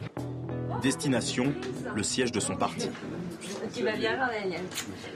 J'ai pour toi une recommandée qui vient du ministère de l'Intérieur. C'est le récipicé, c'est un récipicé définitif de candidat. J'ai fait 10 000 km pour être vraiment candidat. Donc ça, c'est le sésame. C'est le sésame. Le socialiste n'a pas attendu de documents officiels pour faire campagne. Pendant sa courte escale parisienne, cet enseignant de profession récite son programme, le résultat d'un an de bachotage. L'enseignement, l'éducation, la francophonie, la langue française sont quand même des points de force de la présence française à l'étranger. Une influence non négligeable dans la 10e circonscription. 110 000 électeurs vivant du Ghana à l'Afrique du Sud en passant par le Moyen-Orient. Au total, 49 pays dont le Gabon. Ici, on compte 7 000 votants français. Un pays très lié à la France, tant par son histoire que par son économie prospère. Et ça, Alain Marceau le sait parfaitement. Aujourd'hui, à Libreville, le candidat UMP mène une campagne tambour battant. Doucement. Ça continue. Allez donc, doucement. Entre rendez-vous privés, interviews télé et rencontres avec les adhérents UMP. Qu'est-ce que nous représentons, nous, ici, à l'UMP ? Nous représentons tout simplement la droite républicaine, assumée. Pour l'ex-juge antiterroriste, faire campagne en Afrique, c'est activer ses réseaux. Quitte à être accompagné par un véhicule immatriculé, présidence du Gabon. Alors quand on parle de France-Afrique, Alain Marceau assume. La France-Afrique, c'est un rapport privilégié que nous avons avec les peuples africains, je dis bien les peuples africains. Et sincèrement, vous avez qu'à regarder ici dans ce pays, mais dans les pays limitrophes, vous allez voir que si la France a encore cette position, c'est parce que nous avons su préserver jusqu'ici ces rapports et ces bonnes relations. Souhaitons que ça arrive. Alors si c'est ce que l'on appelle la France-Afrique, alors oui, combattons tous pour la France-Afrique. certains Français établis en Afrique ont un avis plus nuancé. France-Afrique, pour moi, c'est du passé. Parce qu'on en a beaucoup parlé ici, mais c'est toute une époque des années chiraciennes à la limite. Bon, ça a un peu continué à l'époque Sarkozy, mais aujourd'hui, je crois que c'est du passé. On en parle trop, je trouve. Il y a effectivement toujours des commissions, mais dans le monde entier, le système des commissions fonctionne. Comme 10 candidats dans cette zone, Jean-Pierre Pont est sans étiquette. Pour se faire connaître de ses compatriotes, l'homme de presse se déplace avec son bras droit jusque sur les plages de Libreville. Bonjour. Bonjour. Vous êtes français? Oui. Est-ce que vous êtes français? Je m'appelle Jean-Pierre Pont et je suis candidat aux législatives. Je ne fais pas de la politique au sens pur. Je ne vous dis pas votez pour moi parce que je suis UMP, votez pour moi parce que je suis PS. Moi je dis votez pour moi parce que j'apporte des services et des informations et du travail. Et au Front National aussi, la présence des Français à l'étranger est une préoccupation majeure. De passage à Paris, leur candidat installé à Madagascar crie à l'injustice. Ce qui était souvent dénoncé, c'est que les étrangers vivant en France ont beaucoup plus d'avantages sociaux que les Français, qui sont donc nos compatriotes, qui vivent à l'étranger. Nombre d'entre eux me font la remarque, écoute, voilà, je préférerais être étranger en France que Français à l'étranger, parce que je gagnerais beaucoup plus, j'aurais beaucoup plus d'avantages, etc. Francis Maginot espère porter ce message au plus grand nombre dans sa circonscription, malgré les faibles scores de son camp lors de la présidentielle. En Afrique subsaharienne et au Moyen-Orient, Marine Le Pen avait obtenu 8% des voix au premier tour. Il y a un débat à propos de ce corps électoral, c'est celui de la binationalité, puisque certaines formations politiques, comme le Front National, ne reconnaissent pas cette binationalité, pendant que l'on voit les panneaux ici des autres candidats. Voici donc les forces en présence, les autres candidats pour cette consultation. À nouveau, si vous n'avez pas eu le temps de lire, vous retrouvez tout cela sur notre site. Donc je vais vous poser cette question de la binationalité. En Afrique, la question migratoire est toujours très présente. Donc il y a la question des Français qui se marient avec des Africains et l'obtention de la nationalité dans un premier temps, et donc également la possible suppression de la binationalité. On sait qu'un parti comme le Front National y est favorable. L'autre question, il est également question de la création d'un fichier de binationaux. Donc ce sont des thématiques qui interpellent, je dirais, dans un continent comme celui-là. Il faut toutefois rappeler que 50% des Français vivant à l'étranger sont des binationaux. Donc c'est une question, je dirais, qui va aller au-delà également de ce continent, bien entendu. Naturellement, un dossier très sensible que celui du vote des binationaux. Voilà pour cette 10e circonscription. Nous allons poursuivre et terminer ce tour du monde des élections législatives pour les Français établis hors de France avec la 11e circonscription qui est la plus vaste. Regardez, elle couvre une partie assez incroyable de la planète. Comment peut-on faire campagne sur un tel environnement? Alors Thibault, vous nous présentez plus précisément cette 11e et dernière circonscription des Français établis hors de France. Oui, alors cette 11e circonscription, comme vous l'avez dit, c'est la plus étendue. Continent, quoi, c'est un continent. Tout à fait, vous avez même deux continents, vous avez l'Asie et l'Océanie, donc 49 pays à couvrir, c'est une campagne assez spéciale. En effet, des pays comme la Chine, comme l'Australie, comme la Russie, donc vous avez des pays très divers. Près de 80 000 Français vont pouvoir voter pour cette première législative sur cette circonscription, pour une population inscrite au total d'environ 130 000 Français. Et au deuxième tour des élections présidentielles, c'est Nicolas Sarkozy qui est arrivé assez nettement en tête avec près de 58% des voix dans ce deuxième tour. Oui, une circonscription qui a voté assez majoritairement à droite. Donc là encore, on suivra avec beaucoup d'intérêt les résultats de cette élection. On découvre cette circonscription. À quelques jours du scrutin, l'UMP Katia Martin, suppléante de Thierry Mariani, est de passage au Japon. Une réunion en petit comité dans le salon de cette sympathisante qui trouve naturel et utile de recevoir chez elle. Ça nous permet d'avoir des éclaircissements sur beaucoup de choses. On connaît en gros les lignes de notre parti, mais il y a beaucoup de détails. Dans une campagne où les candidats passent le plus clair de leur temps à voyager, ces réunions d'appartements sont presque devenues incontournables. Oui, c'est indispensable dans la mesure où les différentes personnes que l'on va voir aujourd'hui, on leur fait passer un message et ensuite leur travail est d'être un vrai relais sur le terrain. Pendant ce temps, leur candidat, joint par webcam, est à Singapour. S'il est élu, Thierry Mariani s'engage à passer les 2/3 de son temps au Parlement et de réserver une dizaine de jours par mois à sa circonscription. Si on élit des députés, c'est pas pour participer à toutes les cérémonies du Beaujolais nouveau dans les ambassades. C'est avant tout pour défendre les Français là où est leur mission, c'est-à-dire défendre les Français à l'Assemblée nationale. Principal opposant de Thierry Mariani, le socialiste Marc Villard. Lui ne vit pas à Paris, mais au Vietnam. Un atout qu'il met en avant. Le député est avant tout le représentant de la nation. Donc dans le débat national, il participe bien évidemment au débat national et il y apporte la sensibilité, les spécificités des Français et de l'étranger. Et là, étant expatrié moi-même depuis 30 ans, ce sont des problèmes que je connais parfaitement, non pas parce qu'on me les a rapportés, mais parce que je les vis et que je les partage au quotidien. Éducation, protection sociale, fiscalité. Pour Marc Villard, les préoccupations des Français de la zone sont à peu près les mêmes. Mais pour s'adresser à eux, le PS revendique une approche différente. Nous faisons des choses plus modestes en demandant souvent des participations aux frais parce que nous représentons finalement une démocratisation des Français de l'étranger, des gens qui ont moins de moyens et nous tournons vers ces Français qui ont des besoins plus importants que des gens qui sont souvent de passage. Parmi les autres candidats, l'écologiste Jannick Magne, la seule à résider au Japon. La catastrophe nucléaire de Fukushima l'a touchée de près et reste sa principale préoccupation. Bien sûr, j'ai peur que les gens s'habituent à la situation créée par Fukushima et que les gens oublient Fukushima. Ça, bien sûr, j'en ai peur. On le craint tous. Très active sur Internet, sa communication via les réseaux sociaux lui permet de toucher le plus grand nombre, mais pas seulement. L'autre avantage de communiquer avec les réseaux sociaux, c'est de diminuer l'empreinte carbone. Si je devais prendre l'avion sans arrêt, ce ne serait pas éthique. Cette crêperie où Jannick Magne a ses habitudes est tenue par un ancien banquier, entrepreneur dans l'âme.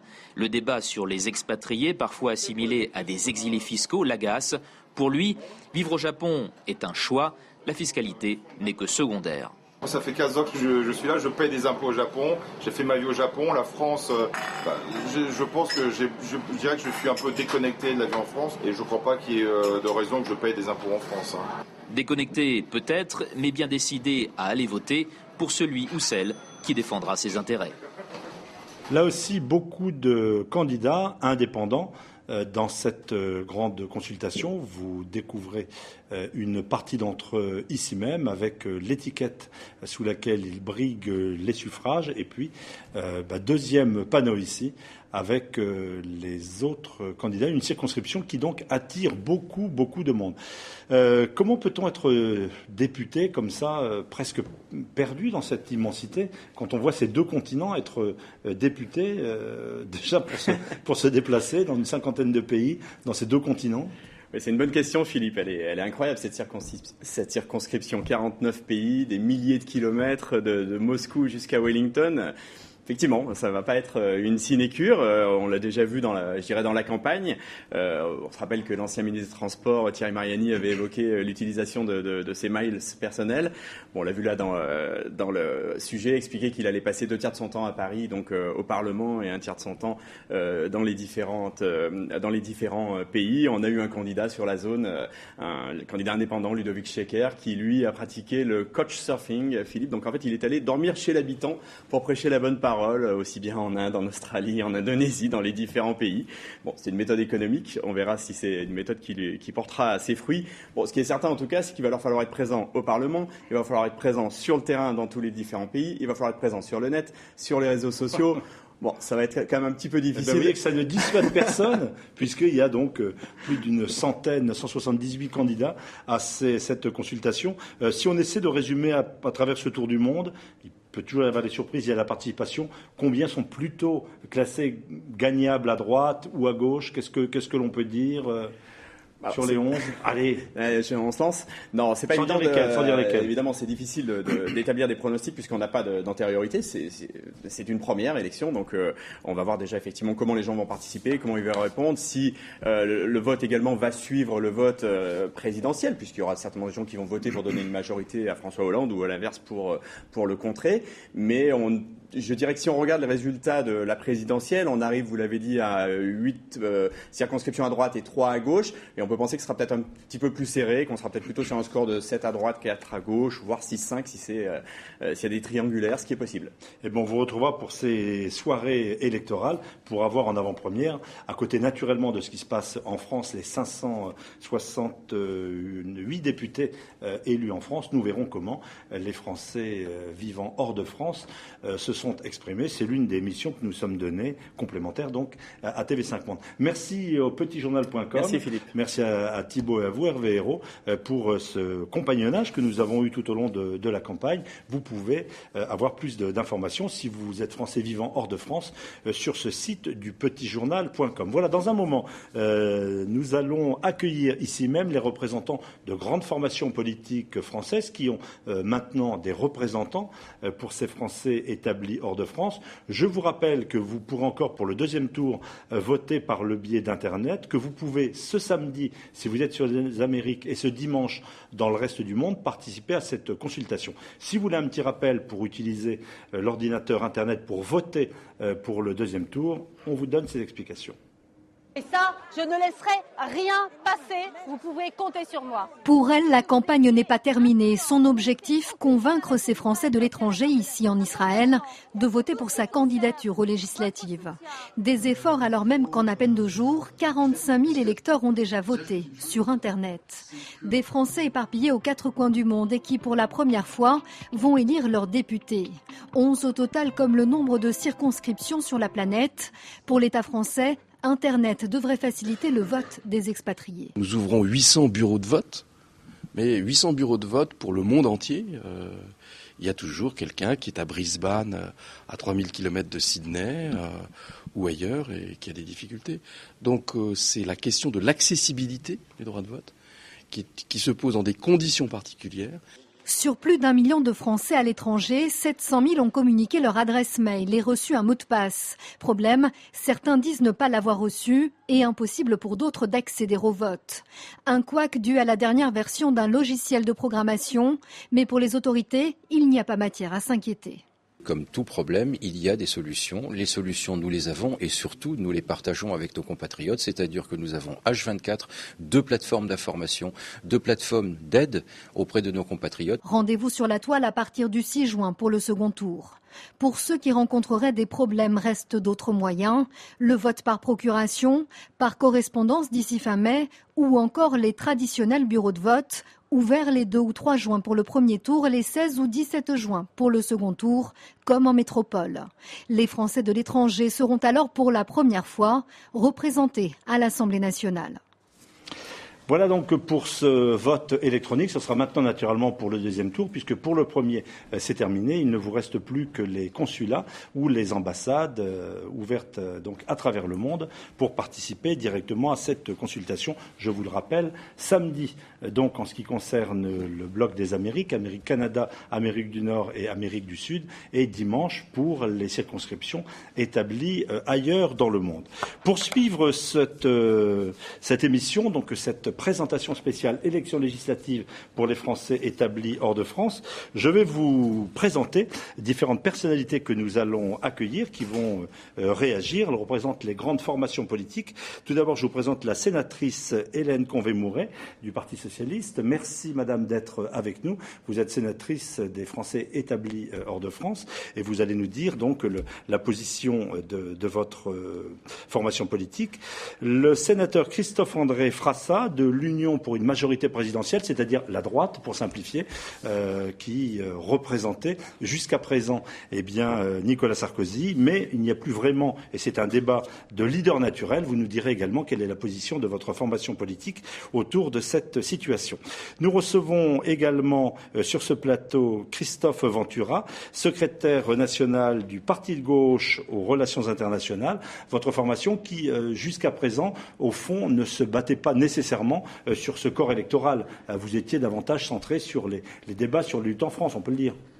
Non ? On discutera. On en discutera. On verra ça dans un instant. Et puis, je reçois également Patrick Hess, secrétaire national aux Français de l'étranger pour le Front National. Merci également de nous avoir rejoints. Donc, je vais vous interroger sur les espoirs de vos formations politiques au cours de cette consultation. Et puis, peut-être vous interroger sur un certain nombre de grands sujets transverses, comme peut-être l'éducation, comme la fiscalité, comme le réseau consulaire. Et puis, vous nous direz ce que vous en pensez. On vient de voir avec les journalistes du Petit Journal donc naturellement François Hollande qui l'a emporté. On avait le sentiment que habituellement le corps électoral de ces Français établis hors de France était plutôt marqué à droite. Vous estimez qu'il y a un rééquilibrage ? Oui, je le pense, puisque le profil socio-économique des Français qui vivent à l'étranger aujourd'hui a changé avec le temps. La mobilité a été encouragée. Il y a ceux qui sont nés aussi maintenant et qui constituent une grande partie du corps électoral, des binationaux. Et donc il est tout à fait naturel que ceux-ci aient envie d'une autre, est une autre vision en tout cas de la société dans laquelle ils veulent vivre. Alors on va donc vous entendre sur un certain nombre de ces grandes questions. En ce qui concerne l'UMP, le sentiment qu'on a eu à travers ce tour du monde des 11 circonscriptions, c'est qu'il y avait un peu de, un peu de difficulté, voire un peu de désordre. Beaucoup de candidats parlent de parachutage, du fait que des hommes politiques français, qui n'avaient pas forcément un ancrage international, aient été désignés contre des gens qui étaient impliqués. Ça vous inquiète pas, cette déperdition potentielle des voix ? Non, je ne pense pas qu'on aura droit à des déperditions. La preuve sur les résultats du deuxième tour de la présidentielle, la droite arrive en tête dans 8 circonscriptions sur 11. Donc, je pense la droite, oui, mais il y a beaucoup de dissidents. Oui, mais bon, il y en a toujours. Dans les 577 circonscriptions, je crois qu'à gauche comme à droite, on n'est pas exempt de dissidence ou de candidats qui veulent y aller. On a regardé, il y en a plus dans votre formation politique qu'ailleurs. C'est peut-être le pluralisme et la richesse de notre formation que d'avoir des talents qui s'épanouissent dans les élections. Promis qu'il n'y aura pas de langue de bois dans cette discussion. C'est pas la langue de bois. Ça. Bon, c'est très bien. Le Front National, qui concourt également à cette consultation, qui fait traditionnellement auprès de ce corps électoral des scores moins importants qu'en France métropolitaine, pourrait-on dire, puisque les Français de l'étranger n'ont accordé qu'entre 7 et 8% des voix à Marine Le Pen, loin des 18% qu'elle a obtenus en France. Pourquoi ça ne marche pas à l'international ? On ne peut pas dire que ça ne marche pas. Bon.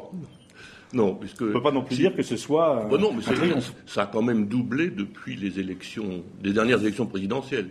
Marine Le Pen a fait, entre 7 et 8%, et Jean-Marie Le Pen avait fait moins de 4%. Donc, c'est une tendance. C'est une tendance qui va, à mon avis, augmenter, continuer. D'autant que notre fédération des Français de l'étranger est extrêmement jeune, elle n'a pas 1 an. Et l'organisation se met en place sans autre moyen que l'enthousiasme de nos adhérents et des gens qui sont sur place. Il n'y a pas de structure à l'international pour le Front National ? Ah ben ça, si, maintenant il y en a une. Oui, c'est ça. Oui. Il y en a une que je l'incarne. Oui.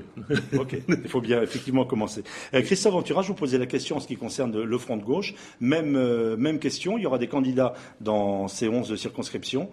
Qu'est-ce que vous en attendez ? Par exemple, en Grèce, certains candidats se recommandent directement de Jean-Luc Mélenchon. C'est un peu ce genre de positionnement que vous souhaitez avoir ? Écoutez, c'est un peu ce que je voulais dire tout à l'heure par rapport à votre première question. Non, au contraire, le Front de gauche, depuis sa naissance, est totalement internationaliste. La dimension internationale fait partie de l'ADN du Front de gauche. Et de ce fait, depuis la création et les premières élections auxquelles on a participé, par exemple comme l'élection européenne, nous sommes partie prenante de la construction d'une autre gauche à l'échelle internationale. Effectivement, les contacts sont déjà bien nourris. En Europe, beaucoup. En Amérique latine, beaucoup aussi. Et aujourd'hui, de plus en plus sur le continent africain et asiatique. Alors, question à vous quatre, bien sûr, à tour de rôle. Comment avez-vous désigné les candidats et qu'est-ce que vous en attendez ? Ce seront des députés, j'allais dire, comme les autres, ou est-ce qu'ils auront pour vous une mission supplémentaire, par exemple pour les socialistes ? Alors le Parti socialiste a procédé à une primaire, donc chaque candidat socialiste a été désigné par les membres du Parti socialiste qui se trouvaient dans la circonscription. Et puis, comme en France finalement. Voilà, comme en France, absolument. Donc il y a eu une pré-campagne qui a permis à ces candidats déjà de se faire connaître auprès de leurs camarades dans la circonscription donc, où ils voulaient se présenter. Et puis ensuite, ils ont été investis suivant un accord national avec Europe Écologie Les Verts. Et donc sur les 11 circonscriptions, nous avons un certain nombre de candidatures communes avec Europe Écologie Les Verts. Et vous en attendez quoi? Ce seront des députés comme les autres ou ils seront mandatés peut-être d'une façon un peu différente? Ils ont un boulot incroyable. On a vu notamment en Asie 49 pays. Qu'est-ce qu'ils vont avoir comme rôle particulier au-delà de la députation? Je crois qu'ils vont apporter ce que nous, sénateurs, finalement apportons aussi au Sénat, c'est-à-dire une autre vision du monde. Nous sommes enrichis d'expériences que nous observons à l'étranger, de modèles à suivre, d'erreurs à éviter peut-être. Et je crois qu'ils vont apporter au débat français, dans l'hémicycle, une toute autre expérience qui sera enrichie de leur expérience personnelle à l'étranger. Nos candidats investis sont tous des candidats qui vivent depuis assez longtemps dans les circonscriptions, qui les connaissent par cœur, qui les connaissent très bien. Alors bien sûr, un peu plus le pays où ils habitent. Ils ont peut-être découvert les autres pays, la circonscription. Certaines circonscriptions ont été découpées de façon quand même un petit peu bizarre. On a rapproché certains pays ce qui a permis un certain équilibre politique, enfin, avec les résultats que l'on a vus. Mais enfin... donc voilà, ce que nous attendons, ce sont des députés à part entière, comme nous, Français de l'étranger, sommes des Français à part entière, et ils feront leur travail dans l'hémicycle comme nous. Christophe-André Frassa, là, vous n'êtes pas, vous, fonctionnez par primaire. Comment, c'est Paris qui a décidé ? C'est la Commission nationale d'investiture de l'UMP qui a auditionné l'ensemble des candidats qui ont manifesté de l'intérêt pour l'investiture de l'UMP et les instances du mouvement ont décidé après d'accorder donc aux 11 finalistes cette investiture. Alors ils vont faire quoi comme pour vous qui êtes donc sénateur en charge des Français de l'étranger? Quel va être leur rôle à ces parlementaires? Vous allez travailler avec eux, il va y avoir une sorte de regroupement, de club.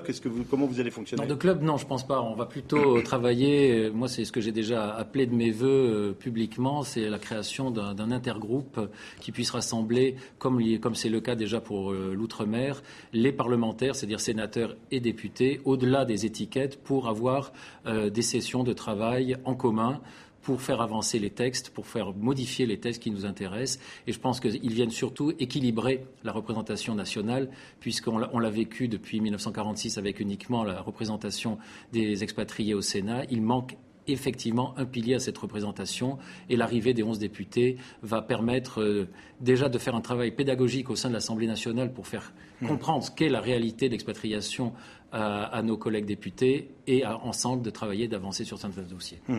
Patrick Hess, même question. Vous n'aviez pas forcément de candidat sur le terrain. Il faut faire éclore, faire monter. Comment vous avez procédé?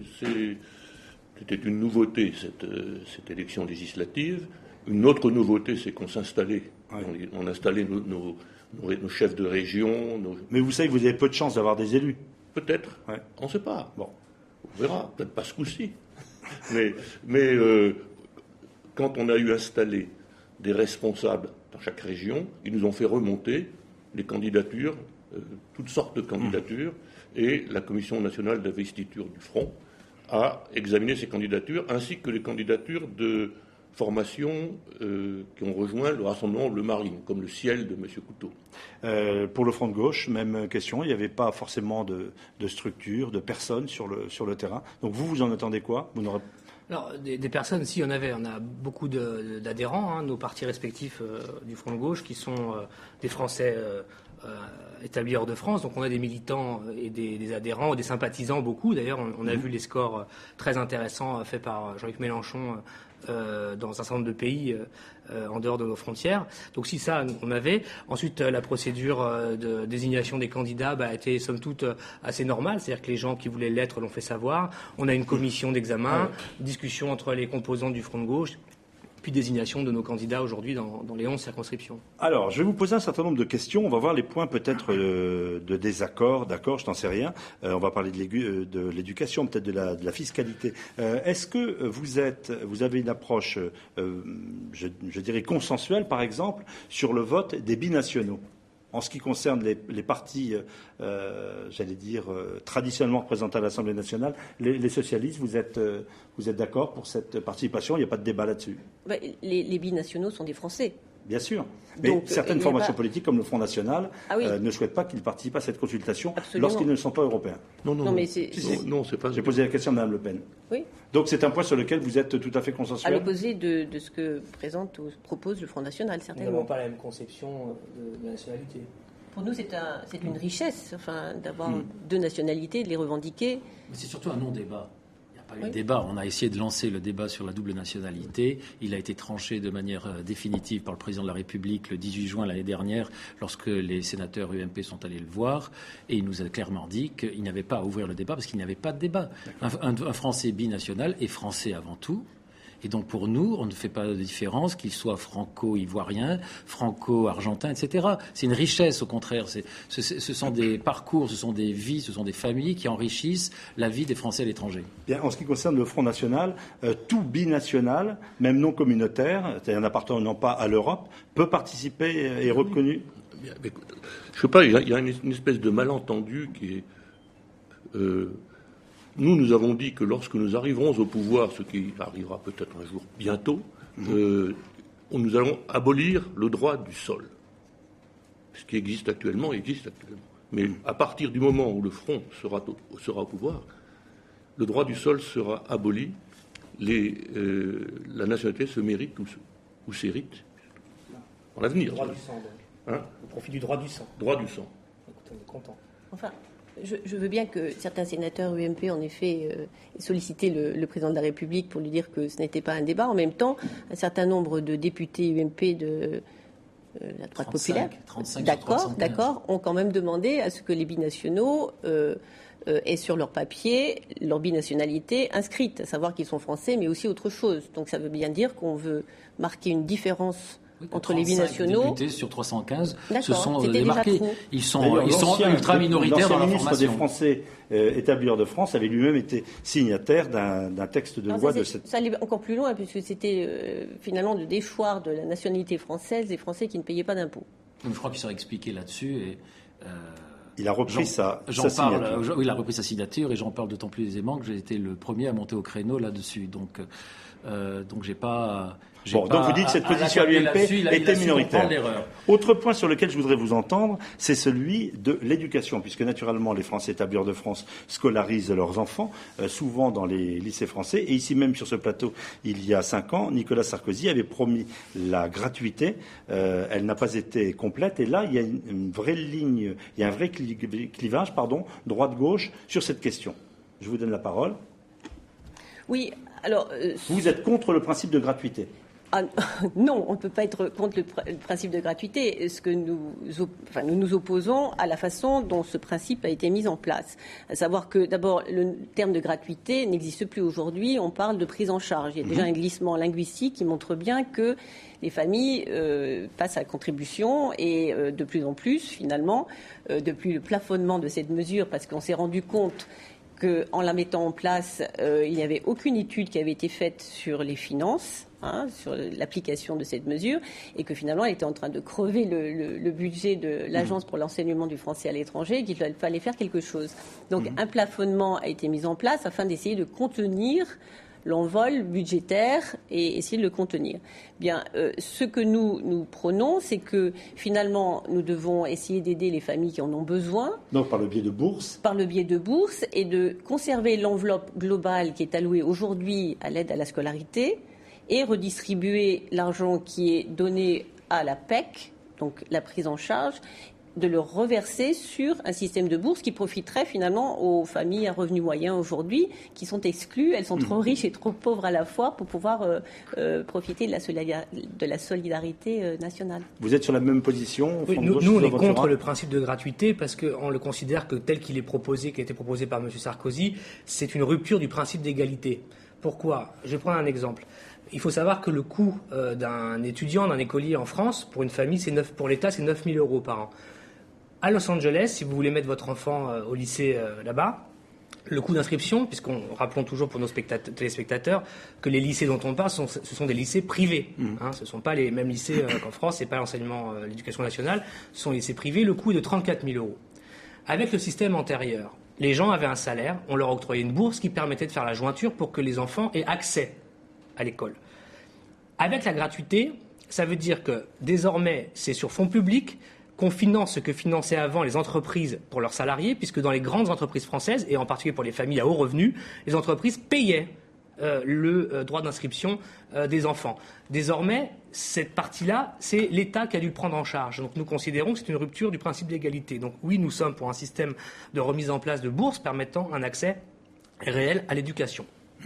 En ce qui concerne, pour simplifier, je veux dire, la droite parlementaire, ce principe semblait séduisant, celui de la gratuité. On a vu. C'est pas une question de séduire, c'était une question de nécessité.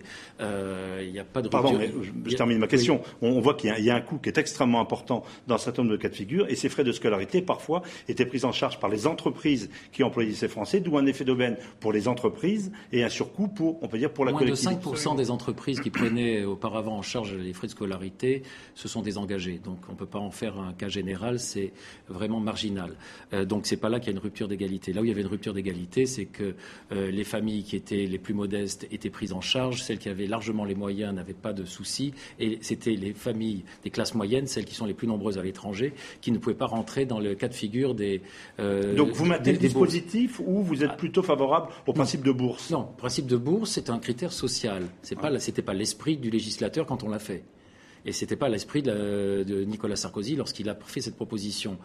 On a augmenté les bourses, on a doublé le budget des bourses en 5 ans. Et on a créé parallèlement un budget complètement indépendant qui est le budget de la prise en charge. Moi, ce que j'attends de voir, c'est ce que va faire le nouveau gouvernement, s'il va réussir à récupérer ce budget qui est totalement déconnecté de celui des bourses pour l'intégrer dans les bourses. Mais dans ce cas, il faudra bien veiller, et je pense qu'on sera très vigilant là-dessus, pour qu'on ne se fasse pas piquer, entre guillemets, cette enveloppe par un autre ministère. Et si on l'obtient, qu'on remette à plat, par contre, tous les critères d'attribution des bourses, parce que, à nouveau, les classes moyennes seront exclues s'il n'y a pas une remise à plat des critères. Le gouvernement va piquer cette enveloppe? Mais c'est impossible, c'est une enveloppe globale. Non, elle n'est pas globale, il y a 2 lignes budgétaires. Non, elle a toujours... Non, elle faisait partie du programme 151 dont j'étais responsable dans la discussion budgétaire à l'automne dernier. C'est une enveloppe globale. Il est absolument faux de dire que si on le retire, on le perd. Ça fait partie de la peur que quand on n'a rien à proposer, qu'on peut influer. Ah ben non, on propose, on n'a pas de problème.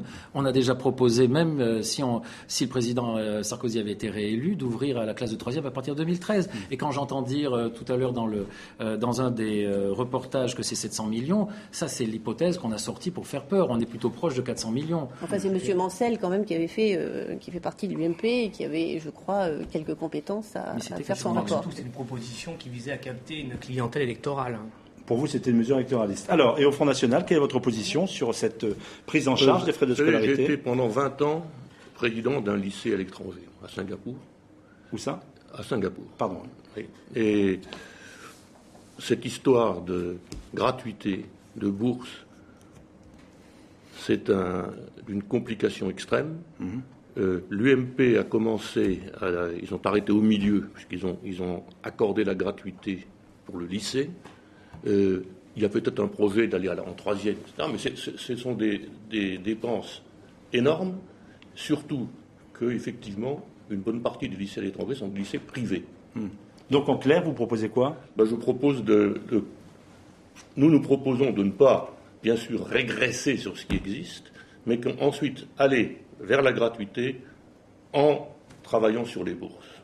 Exactement on garde les lycées, c'est fait. Donc il y a des partisans des bourses, des partisans de la gratuité, de la prise en charge. Vous faites un mix avec les deux. Voilà.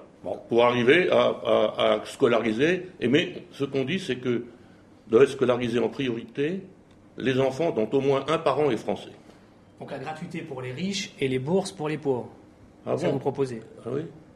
Non, je sais pourquoi, pas, pourquoi la gratuité pour les riches? Les riches vont simplement en seconde, première, terminale. Mais non. Pour ce que j'ai expliqué tout à l'heure, pour les familles à haut revenu qui bénéficient d'appui des entreprises et qui sont financées directement par la caisse du contribuable. Pas du tout. Ce que nous disons, c'est que terminale, première, seconde, c'est déjà dans la boîte. En fait, c'est plutôt terminale première en l'occurrence. Mais... Le problème, c'est le reste. Il y a beaucoup d'enfants dans les petites classes, etc. Donc nous disons là, il faut avoir un système plus juste. C'est-à-dire qu'il faut élever le niveau des bourses. C'est-à-dire qu'il faut que des gens qui puissent accéder aux bourses ne soient pas ceux qui y accèdent actuellement seulement, mais remonter. C'est-à-dire et j'entends ce que vous dites, au moins un parent français, oui. Ce qui laisse de côté des enfants. Non, priorité, on dit priorité. Mais sachant que de toute façon, il y a peu de place et que les lycéens refusent beaucoup, il y a un effet d'exclusion d'enfants qui parfois contribuaient, grâce à la francophonie, à aussi un rayonnement. C'est très bien ici, mais par exemple à Singapour, il n'y avait pas de demande d'enfants singapouriens, aucun. Autre question, on vient parler de la scolarité, en ce qui concerne la fiscalité, cette fois, il y a eu tout un débat sur les exilés fiscaux, sur les impôts à payer par les expatriés. Est-ce que c'est une ligne de clivage, là aussi, entre vous? Je vais peut-être vous donner la parole en premier lieu, cette fois-ci, pour l'UMP, pour la majorité. On a montré du doigt ces exilés fiscaux qui manquaient de patriotisme. On a dit que pour les expatriés, ils devraient payer le complément de ce qu'ils auraient payé s'ils étaient restés en France. Quelle est votre position globale? Non, on n'a pas pointé du doigt les expatriés dans leur ensemble. Fiscaux, non, mais oui. les expatriés dans leur ensemble. On a voulu mettre en place une taxe sur les exilés fiscaux uniquement sur le capital. Exilés fiscaux, on le dit, c'est ceux qui mettent une frontière entre eux et la France pour payer moins d'impôts. Oui, mais uniquement sur le capital. Ça a été notre position et ça reste toujours notre position, contrairement à celle qu'avait émise François Hollande lorsqu'il était candidat. Nous, ce que nous souhaitons, c'est tout simplement qu'un Français qui est parti à l'étranger et qui fait réellement une aubaine en matière fiscale sur son capital, c'est-à-dire pas sur les revenus du travail ou sur les revenus de retraite ou de remplacement. On est bien d'accord que c'est uniquement sur le capital. Celui-ci sera assujetti à un impôt qui lui fera payer la part différentielle qu'il aurait dû payer s'il était resté en France. Et que va faire le gouvernement ? Ça sera son approche uniquement sur le capital, sur les revenus. François Hollande a proposé 60 propositions. Il n'y a pas parmi ces 60 propositions l'imposition des Français de l'étranger. Alors, il est vrai que le président de la Commission des finances de l'Assemblée avait, il y a un an maintenant, peut-être un peu plus, M. Cahuzac, avait proposé de faire contribuer les Français de l'étranger qui gagnaient plus de 200 000 euros par an, ce qui n'est quand même pas la grande majorité des gens, et de leur faire payer le différentiel entre les impôts qu'ils payent localement et ceux qu'ils paieraient en France. Voilà. Donc c'était une contribution à la solidarité nationale. C'est la seule proposition qui a été faite et il n'y en a pas d'autre. Le Front de gauche, vous allez plus loin ? Nous, vous vous souvenez certainement que pendant la campagne présidentielle, Jean-Luc Mélenchon était le premier à avoir parlé de cette question de la taxation des Français de l'étranger, après que Nicolas Sarkozy ait couru étrangement derrière la proposition initiale. Nous, encore une fois, on a une politique de principe. On pose des principes. Le principe, c'est l'égalité des citoyens, qu'ils soient sur le territoire ou qu'ils soient en dehors du territoire. Et l'égalité, c'est aussi l'égalité devant l'impôt. Parce que l'impôt, c'est une contribution à l'effort au bien commun. C'est aussi l'ouverture et des droits face à des services publics et des services que la société octroie à ses concitoyens. Bien. Une fois posé cela, qu'est-ce que nous disons ? Nous posons un principe d'impôt différentiel, c'est-à-dire que nous demandons à ce que les Français établis hors de France qui, dans les pays où ils habitent, payent un impôt qui serait moindre que ce qu'ils devraient payer en France, payent la différence pour avoir une égalité de contribution à l'impôt. Eh bien, s'ils ne payent pas, ils seront obligés de payer par la force de la loi et par le travail des finances publiques. Tout à fait. Parce que si on veut que ces mêmes Français puissent avoir accès à des services publics de qualité, complets, intégraux, alors qu'il en manque, et que je profite de cette question pour dire que le vrai enjeu de cette élection, à mon sens, c'est que les Français étrangers, ce 1,5 million de Français qui vit sur l'ensemble de la planète, est certainement la communauté qui est la plus confrontée au délabrement des services publics et à l'abandon de la République par la dégradation constante des services publics, en particulier depuis la mise en place de la réforme générale des politiques publiques, parce que ça se traduit par les problèmes d'école, par les problèmes de consulat, etc., sur lesquels je suis sûr que nous allons revenir. Et c'est pour ça que l'impôt fait partie d'une contribution qui permet de construire cet intérêt général en France et pour les Français hors de France. Comment règle-t-on cette question de la fiscalité au Front National pour les Français établis hors de France? Alors, premièrement, il existe des accords de non-double imposition avec beaucoup de pays. Donc nous sommes contre assujettir les Français de l'étranger à 2 impositions. Ceux qui payent un impôt, ils profitent effectivement de la police, de la voirie dans leur pays de résidence, ils travaillent dans le pays de résidence, les gouvernements les imposent, aucune raison de les imposer une deuxième fois. Il n'y a qu'une seule catégorie qui sera peut-être regardée, c'est les conventions avec les pays dits, refuges fiscaux. Ils seront effectivement sous l'œil donc pour vous du fisc. Autre interrogation, nous avons rencontré beaucoup de candidats à l'occasion de ces reportages réalisés. Nous voyons le débat sur une forme de repli ou d'appauvrissement du réseau consulaire français. Alors en clair, la France a le 2e réseau mondial d'ambassades, de consulats, de centres culturels. Et ce que l'on nous dit, c'est que ces dernières années, c'est un réseau qui s'est plutôt rétracté, qui manquait de moyens. Alors déjà, est-ce que vous êtes d'accord avec ce constat, puisque vous sortez d'une pratique du pouvoir? La France était peut-être en situation de crise au plan de son budget. C'est peut-être l'une des explications, mais vous êtes d'accord avec le fait qu'il y a eu un recul, un repli de ce réseau consulaire, fermeture de centres culturels? Bon, les centres culturels, ça c'est un fait, mais qui est différent. Il y a eu 13 fermetures de consulats. Dans la même période, il y a eu 16 ouvertures de nouveaux consulats. En fait, il y a un redéploiement de la carte consulaire pour répondre à l'arrivée de communautés françaises dans des régions où on n'en avait pas. Donc ça, c'est un fait aujourd'hui qui est établi. Après qu'il y ait eu des efforts faits par tous les ministères pour réduire, certes, c'est vrai. Hélas, au sein du Quai d'Orsay, et là je m'en sens tout à fait libre puisque c'était Bernard Kouchner, qui n'est pas vraiment de ma famille politique, qui était aux commandes, il a dépecé l'administration. Et il a quand même été nommé par Nicolas Sarkozy. Oui, mais enfin il a aussi peut-être mené une politique qu'il a rangée lui-même à l'intérieur du Quai d'Orsay, et on peut dire qu'il a dépecé l'administration consulaire pour ne pas trop toucher aux autres qui l'intéressaient plus, parce qu'il ne s'est pas vraiment beaucoup intéressé aux Français de l'étranger. Donc pour vous, s'il y a un recul, voilà, il y a Kouchner qui porte une lourde part de responsabilité. C'est quand même le ministre qui dirige. M. Kouchner a été un agent zélé des politiques impulsées par le président de la République, et en particulier, encore une fois, je le répète, de la réforme générale des politiques publiques, dont M. Sarkozy est tout de même le grand inspirateur. Et qui sont mettre en pratique dont les services consulaires sont les principales victimes, c'est vrai. Que va faire le gouvernement dans ce domaine-là ? Écoutez, d'abord, il faut arrêter l'hémorragie, en tout cas au niveau humain, parce que c'est vrai qu'il y a eu fermeture, peut-être ouverture dans certaines parties du monde, mais il y a surtout eu des coupes budgétaires qui ont touché au personnel.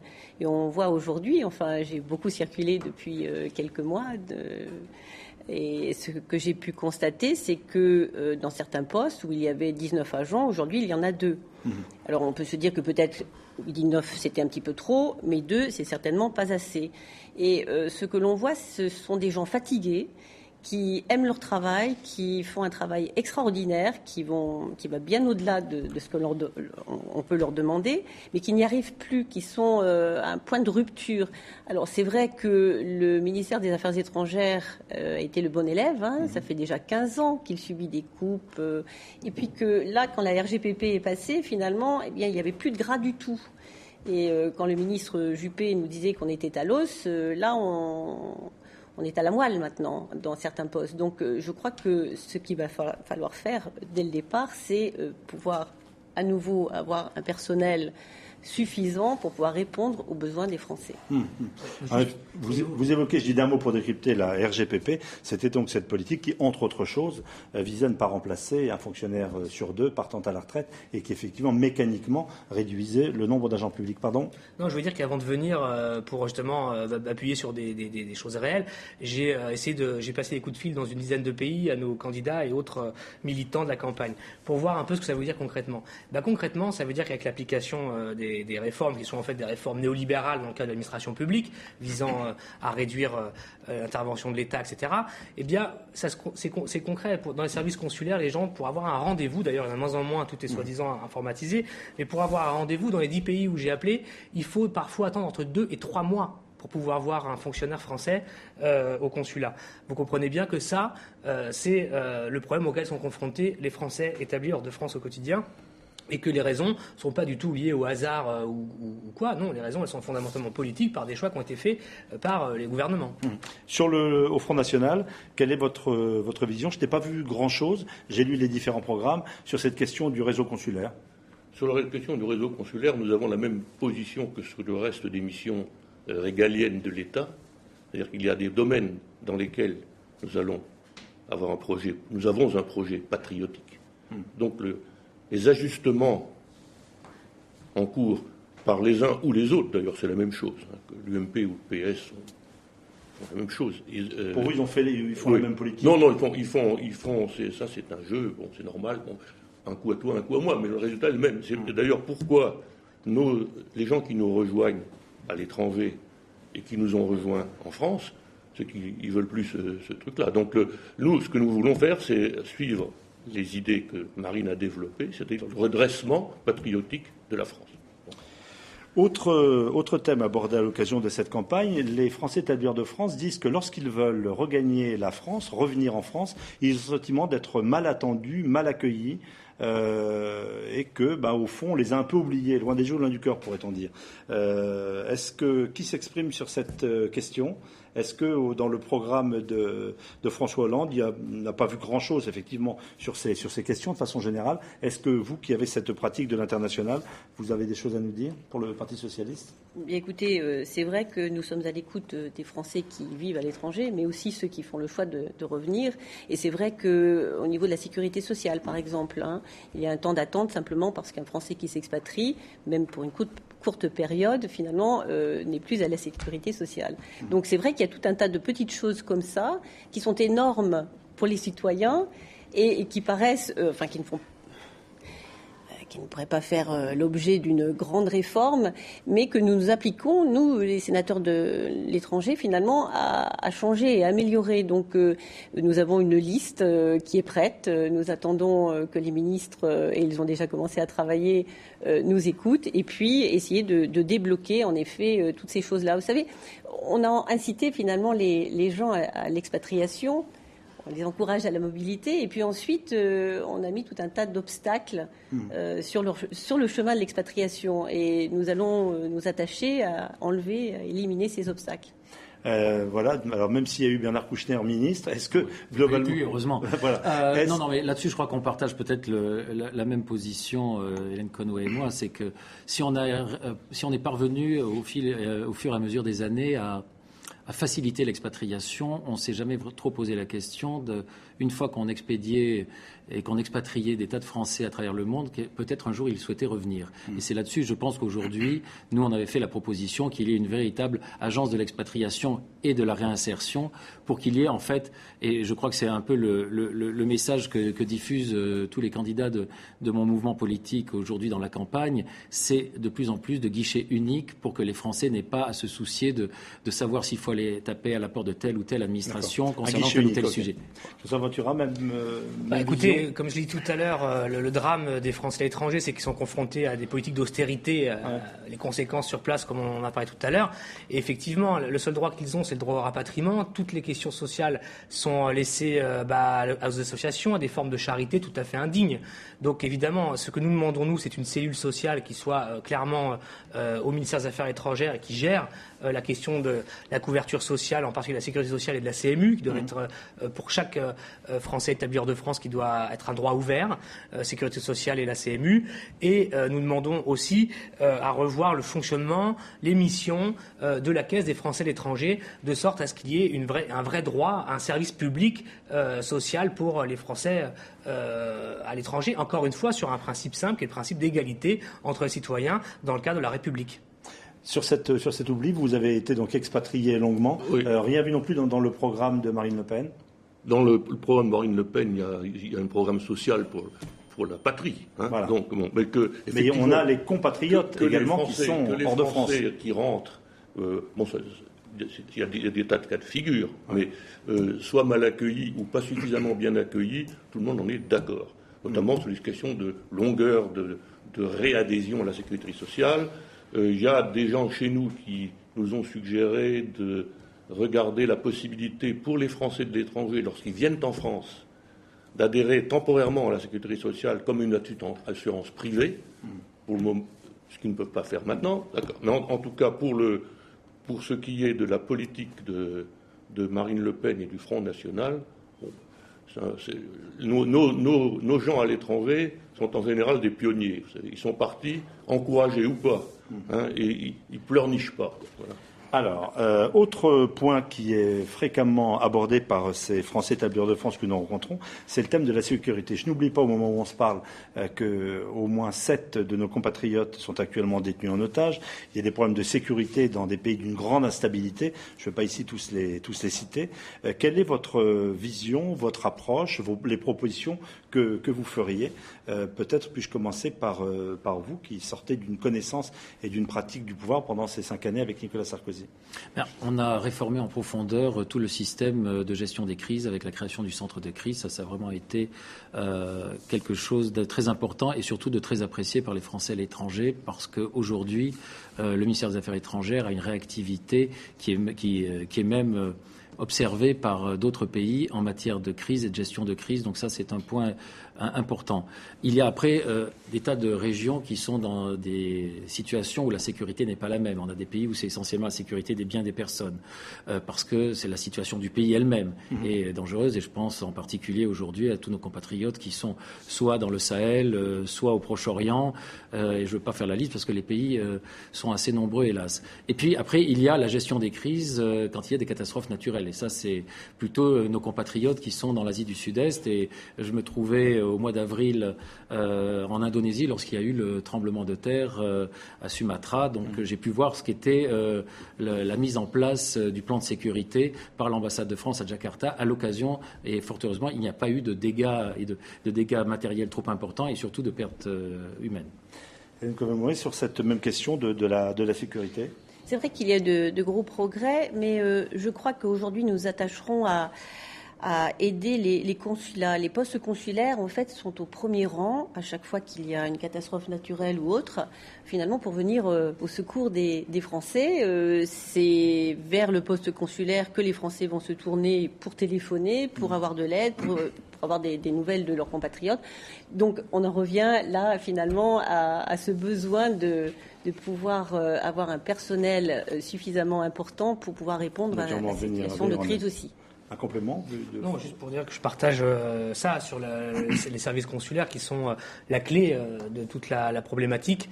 Voilà, parce que les Français et leurs épouses en général, ou leurs époux, qui, je voudrais dire à monsieur le représentant du Front National, sont très souvent des gens, des résidents locaux. Donc je voulais dire simplement qu'on n'a vraiment pas la même vision de la France parce que la majorité des Français, des ressortissants français à l'étranger sont des gens qui sont souvent dans les couples mixtes et que c'est ça la France. Et c'est ça la France en France et à l'étranger. Et de ce point de vue-là, les familles des ressortissants français attendent de la France un service qui soit à la hauteur de ce qu'elle doit et de sa place dans le monde. Et c'est pour ça que je suis très triste de vous entendre développer cette vision un peu étriquée de ce que serait la France, surtout quand vous dites que vous êtes à Singapour, etc. Je me dis vraiment qu'il y a un aveuglement, je crois, du Front National sur l'évolution de la société française. C'est tout à fait frappant. Pas de réponse. Nous arrivons au terme de cet échange. Moi, j'ai envie de vous demander, on vient de regarder beaucoup de candidats dans les circonscriptions, jusqu'à 20 candidats dans certaines d'entre elles, beaucoup de candidats, peu de participation, puisqu'à l'élection présidentielle, l'abstention dépassait 60%. Est-ce que les formations politiques ont assez parlé, ont assez pris en compte, j'allais même pas dire simplement cet électorat, nous leur parlons à la veille de ces élections, mais est-ce que finalement, ils ont été assez présents au cours des dernières années dans vos préoccupations, dans vos programmes? Oui, certainement. C'est vrai qu'au Parti socialiste, nous avons une fédération pour les Français de l'étranger. Donc, par le biais de cette fédération, finalement, nous avons pu faire remonter au siège les préoccupations des Français établis hors de France. Donc, ce n'est pas une nouveauté. Moi, je suis très fière des candidats que nous avons parce que ce sont des gens qui travaillent sur le terrain avec toutes les difficultés qu'ils ont exprimées, d'aller chercher finalement leurs compatriotes, parfois faire des centaines de kilomètres pour rencontrer 2 ou 3 personnes. Parfois voit milliers de kilomètres. des milliers de kilomètres, et on voit des gens incroyablement motivés, qui ont une vraie passion. Et je crois qu'il y aura certainement de grandes surprises. Alors c'est vrai qu'on se base un petit peu sur les scores qui ont été réalisés par les candidats donc, à la présidentielle. Mais je crois qu'on ne sait rien de cette élection. J'espère que l'électorat de gauche saura se mobiliser, parce que franchement les Français de l'étranger sont un atout pour la France. Un mot de réaction, vous leur avez suffisamment parlé au cours des dernières années ? Je pense, oui. Moi, je suis issu d'une formation qui s'appelle le RPR et qui a été le premier parti politique en 1976 à créer une fédération des Français de l'étranger. Donc, il y a une tradition chez nous, il y a une implantation à travers le monde. Et moi, je pense aussi aux 11 candidats de ma formation ce soir. Je leur souhaite beaucoup de succès pour dimanche. Et je pense surtout à tous ces Français de l'étranger qui ont une chance historique de faire entendre leur voix, et je les appelle à se mobiliser. Merci. Et donc pour 2 jeunes formations, vous le disiez, vous êtes sur le terrain en train de créer une structure qui a 1 an. Pour vous, il y a ce souci d'être près de ce corps électoral également ? Ah oui, tout à fait. Comme je vous dis, l'internationalisme est dans l'ADN du Front de gauche. Nous développons des relations tous azimuts avec les organisations, des mouvements sociaux et les ressortissants français qui nous le rendent bien. Merci à vous d'avoir participé à cette rencontre, à ce débat. Et donc, je vous invite à voter. Je vous le rappelle, vous pouvez samedi, si vous êtes dans les Amériques, eh bien, vous pouvez voter dans les consulats et ambassades. Dimanche, dans le reste du monde. Et nous nous retrouverons pour les 2 soirées électorales qui détermineront la composition de la Chambre, donc de l'Assemblée nationale, avec ses 577 députés, dont 11 représentant les Français vivant donc hors de France. Merci de votre fidélité. Voici cette carte du monde avec les 11 circonscriptions. Allez voter et naturellement nous donnerons les résultats de votre engagement. Excellente suite de programme sur les antennes de TV5 Monde.